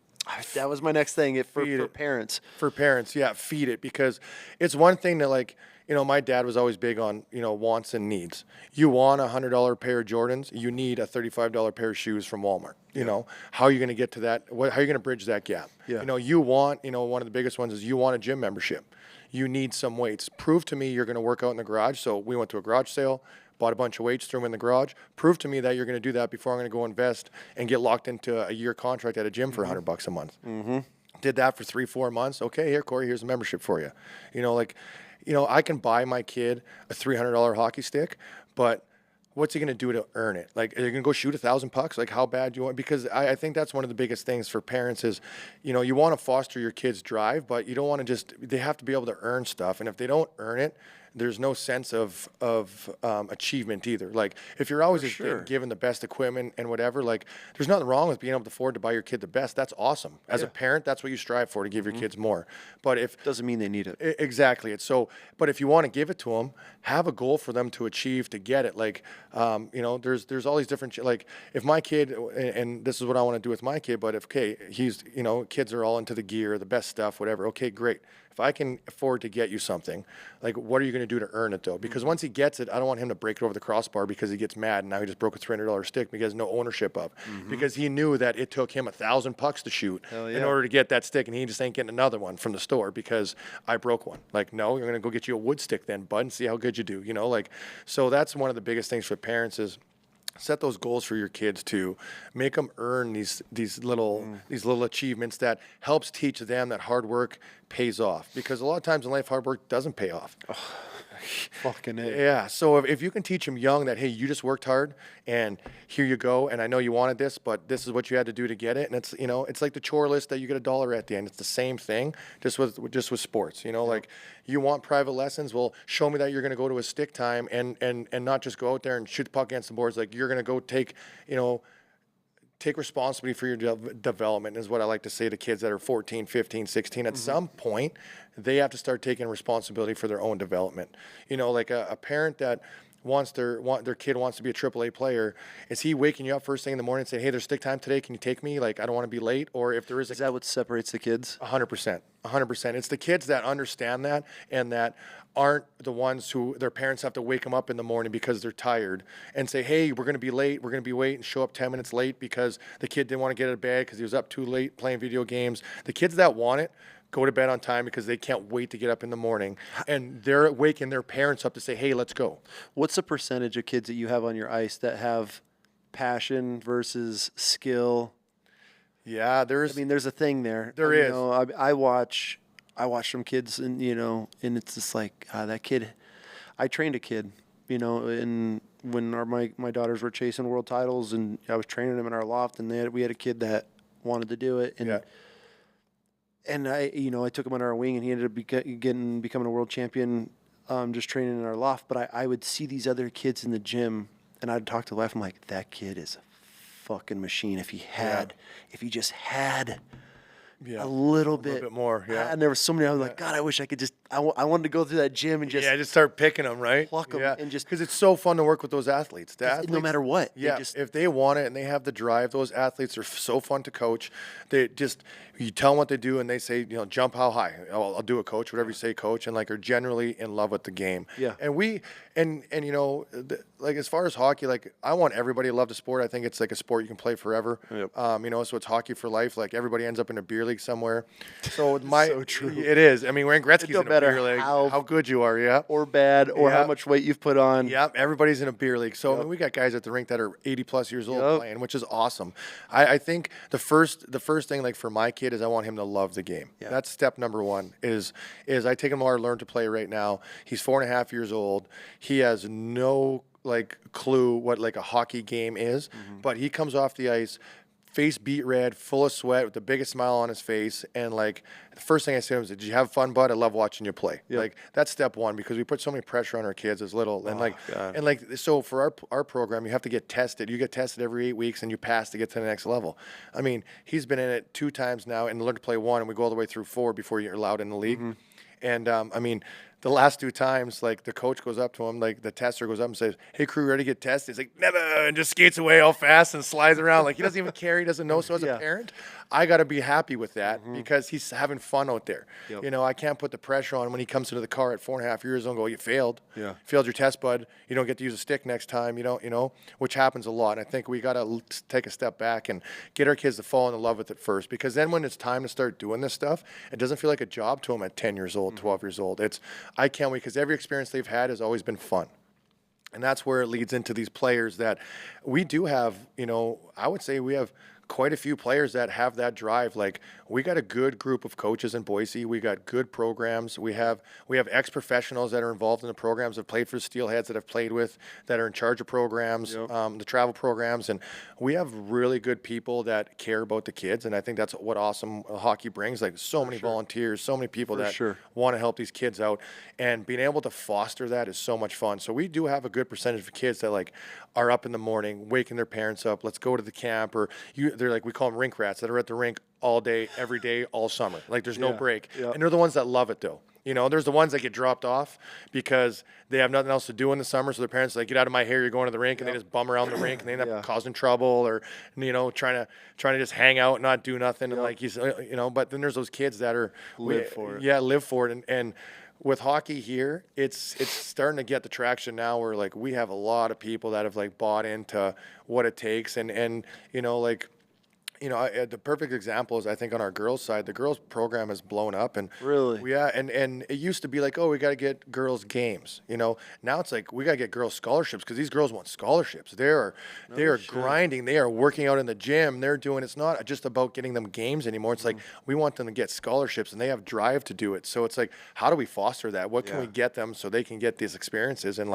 it's been awesome to watch, because I started with them in this girls program, and they were 8 and under, and now a lot of them have just graduated. graduated and they're going to colleges No and playing shit. Division III and So whatever you it get is. to watch these kids grow up. It's super cool, and it makes me feel old, but it's super cool to rewarding. see these kids. I've been there for like 12 years now. Yeah. So to be able to watch these kids come through the program, we got a couple kids that are going in, that have played college. We got a couple kids that are starting to dabble in pro a little bit, and like, which is amazing to see from little old Boise that we're putting professional hockey players and college hockey players. The fact that you have a thumbprint on that. Well, I mean, I don't want to take any credit for it by any means, but I but feel I mean, like 12 years, bro. You've watched these kids grow. I've watched them. You've been I've a helped part them. of it. Yeah, and that's what's cool about the community. It's like it takes a village kind of thing, and all the coaches, working together to help these kids and the families and the parents, like building a relationship with the parents and stuff is super cool, and being able to watch their kids grow. And now these kids are coming back and they're coaching, and it's just like it's awesome to see, and they become great human beings, which is like the number one thing is like 99.9% of these kids aren't going to the NHL; they're going into society.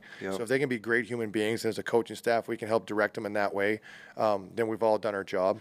And I think sports are so important for kids, individual or team. Like I grew up team sports. I'm anti-team sport now. Like I want my kids to be able to figure that shit out on their own and realize what they're working, Yeah, for sure. That was just my shift, I want, like, if we're going to work as hard as we are, like, I want you to see what you've accomplished. Yeah, right? I get that. Yeah. And just the drama. I mean, we dealt with so much drama even in the fighting world. Sport, yeah, it's fucking insane with other parents. But it doesn't matter what it is. I mean, it could be chess for all I care. The fact that the kids are in there and they're learning something and learning how to deal with, overcome challenges and the pressure and the stress and the highs and lows. And it's the you're going to emotional win roller and you coaster, lose at the last second. Yeah. And your whole entire season just ended and, and it's like your senior game and that's it. Like That's it, you're done. Yeah, see you next year kind of thing. Yeah. So I think it's really good for helping develop children. Oh, 100%. As far, and then one is just getting them active and getting them moving and things like that. And I think it's a pretty incredible thing that you do for these kids, and especially helping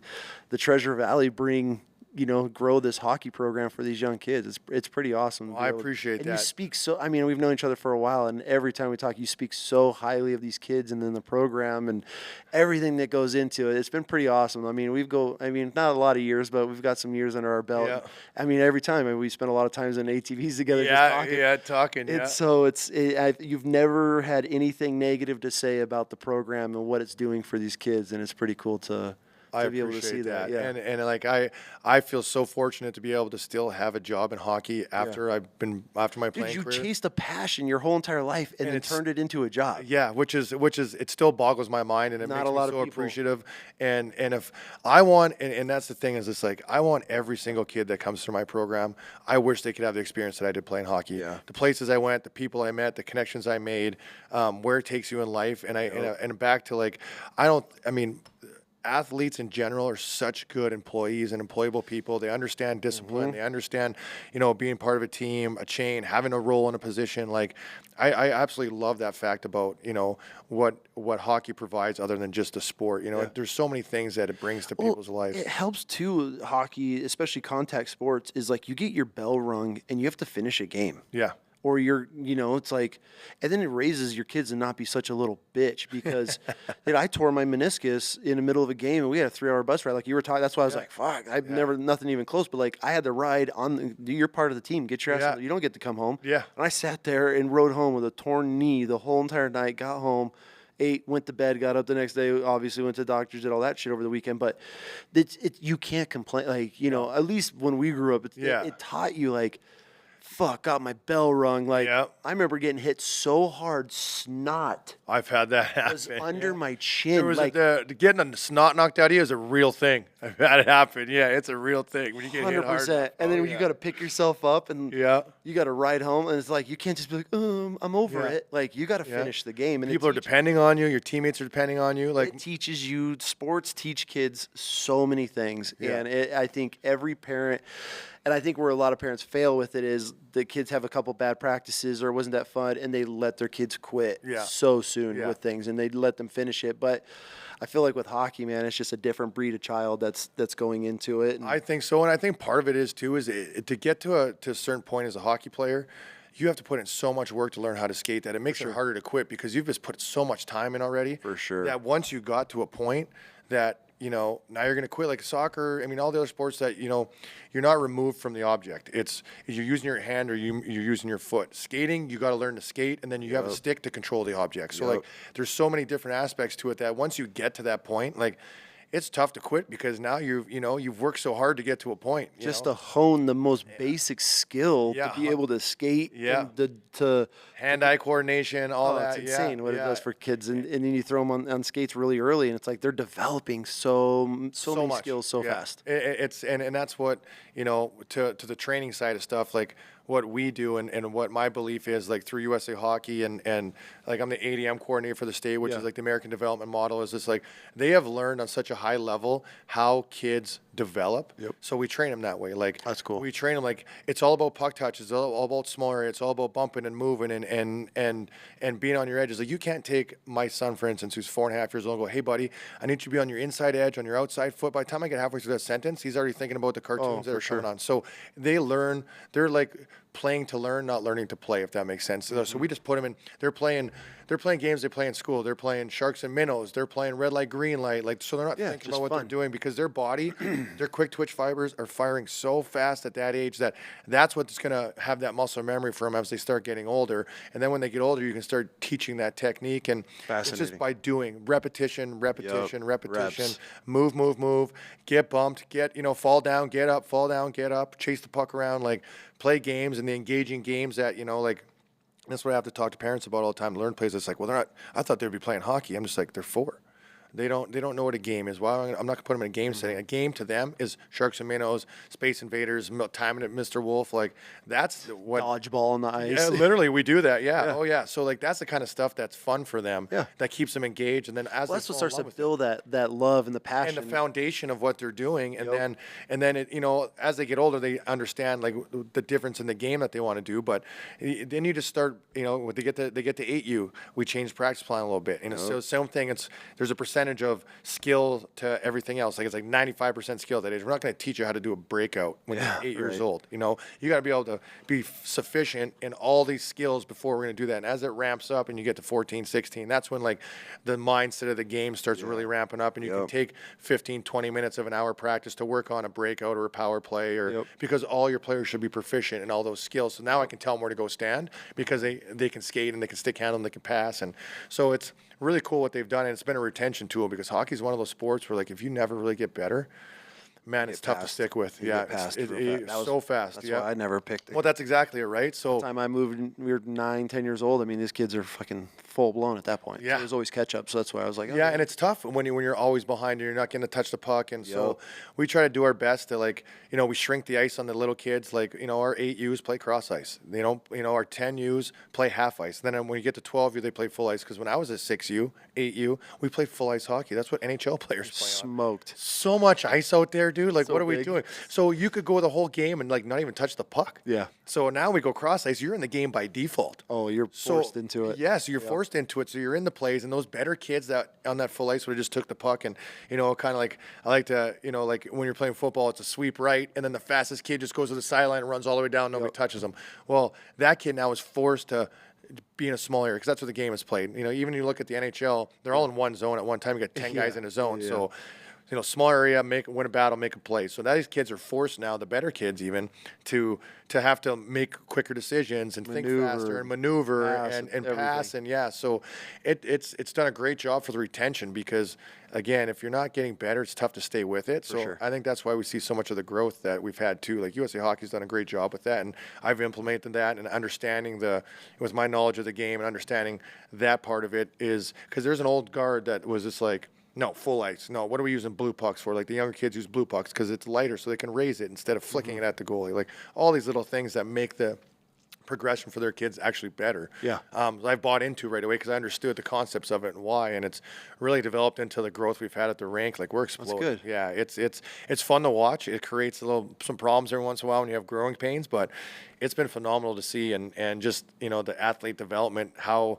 it's down to a science now, and they know train these kids like this at this age because their body is going to receive it better. And, you know, they have the golden ages of development up to like 14 where they're firing like this. So this is why we train them this way, and it shows and it works. And it's pretty cool to watch. So I'm excited for my kid to go through it. You know, I've been training other kids for so long. So he's going to be a machine. I'm stoked for him. Yeah. And he, you know, he's loving it so far. So as long as I can keep him happy. And he's going to hate it, want to go play like soccer. Yeah, exactly. I mean, you know, and honestly, like I joke with people about this, like, if he doesn't love hockey, I'm cool with it, man. Yeah. Let's go fly fishing. Yeah, let's go whatever. Like I want to get him into like jiu-jitsu. I want to get him into all these different things that he can try because just because it was my goal doesn't mean it's going to be theirs. Exactly, and I'll be totally fine with it. You know, will I be bummed?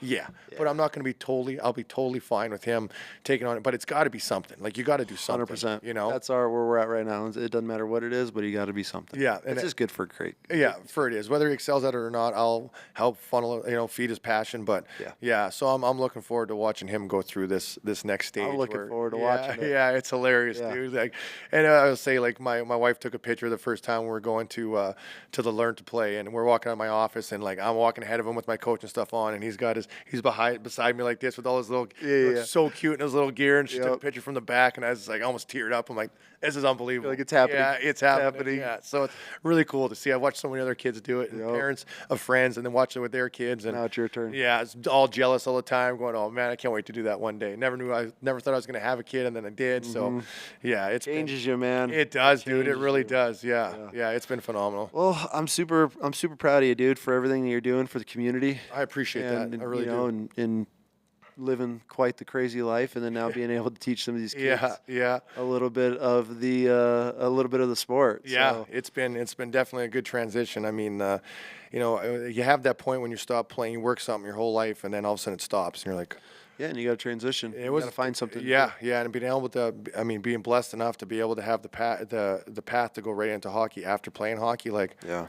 Man, that helped because a lot of athletes get lost when they retire and they don't really know what the next step is. And I was so fortunate to have this come into my life that I don't take it for granted. I want to make sure every kid gets the best opportunities they can and do what's best for all the kids, whether it's my program, another program, somewhere else in the state. Like, I just want everybody I wish they could have the experience I did playing because it's.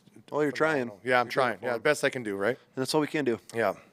Well, dude, I appreciate you coming on, man. Yeah, thank you very much, dude. I know we got some more stories to go over. I'm going to have you on again. So. Yeah, well, I appreciate that. Yeah. It was cool to be able to actually sit down and hear, like, the history of the hockey. We talk about everything else all the time. Exactly, and the crazy right? shit. Yeah. But, no, I appreciate you coming on and sharing some stories with us. And I want to definitely hear some more about, the kids and then the programs and things like that. We'll break that down in the next episode. So. I would love to, man. I really appreciate it. Thanks, Bam. Dude, thanks, awesome. Dude. Appreciate you. Thank you. Yeah, you too.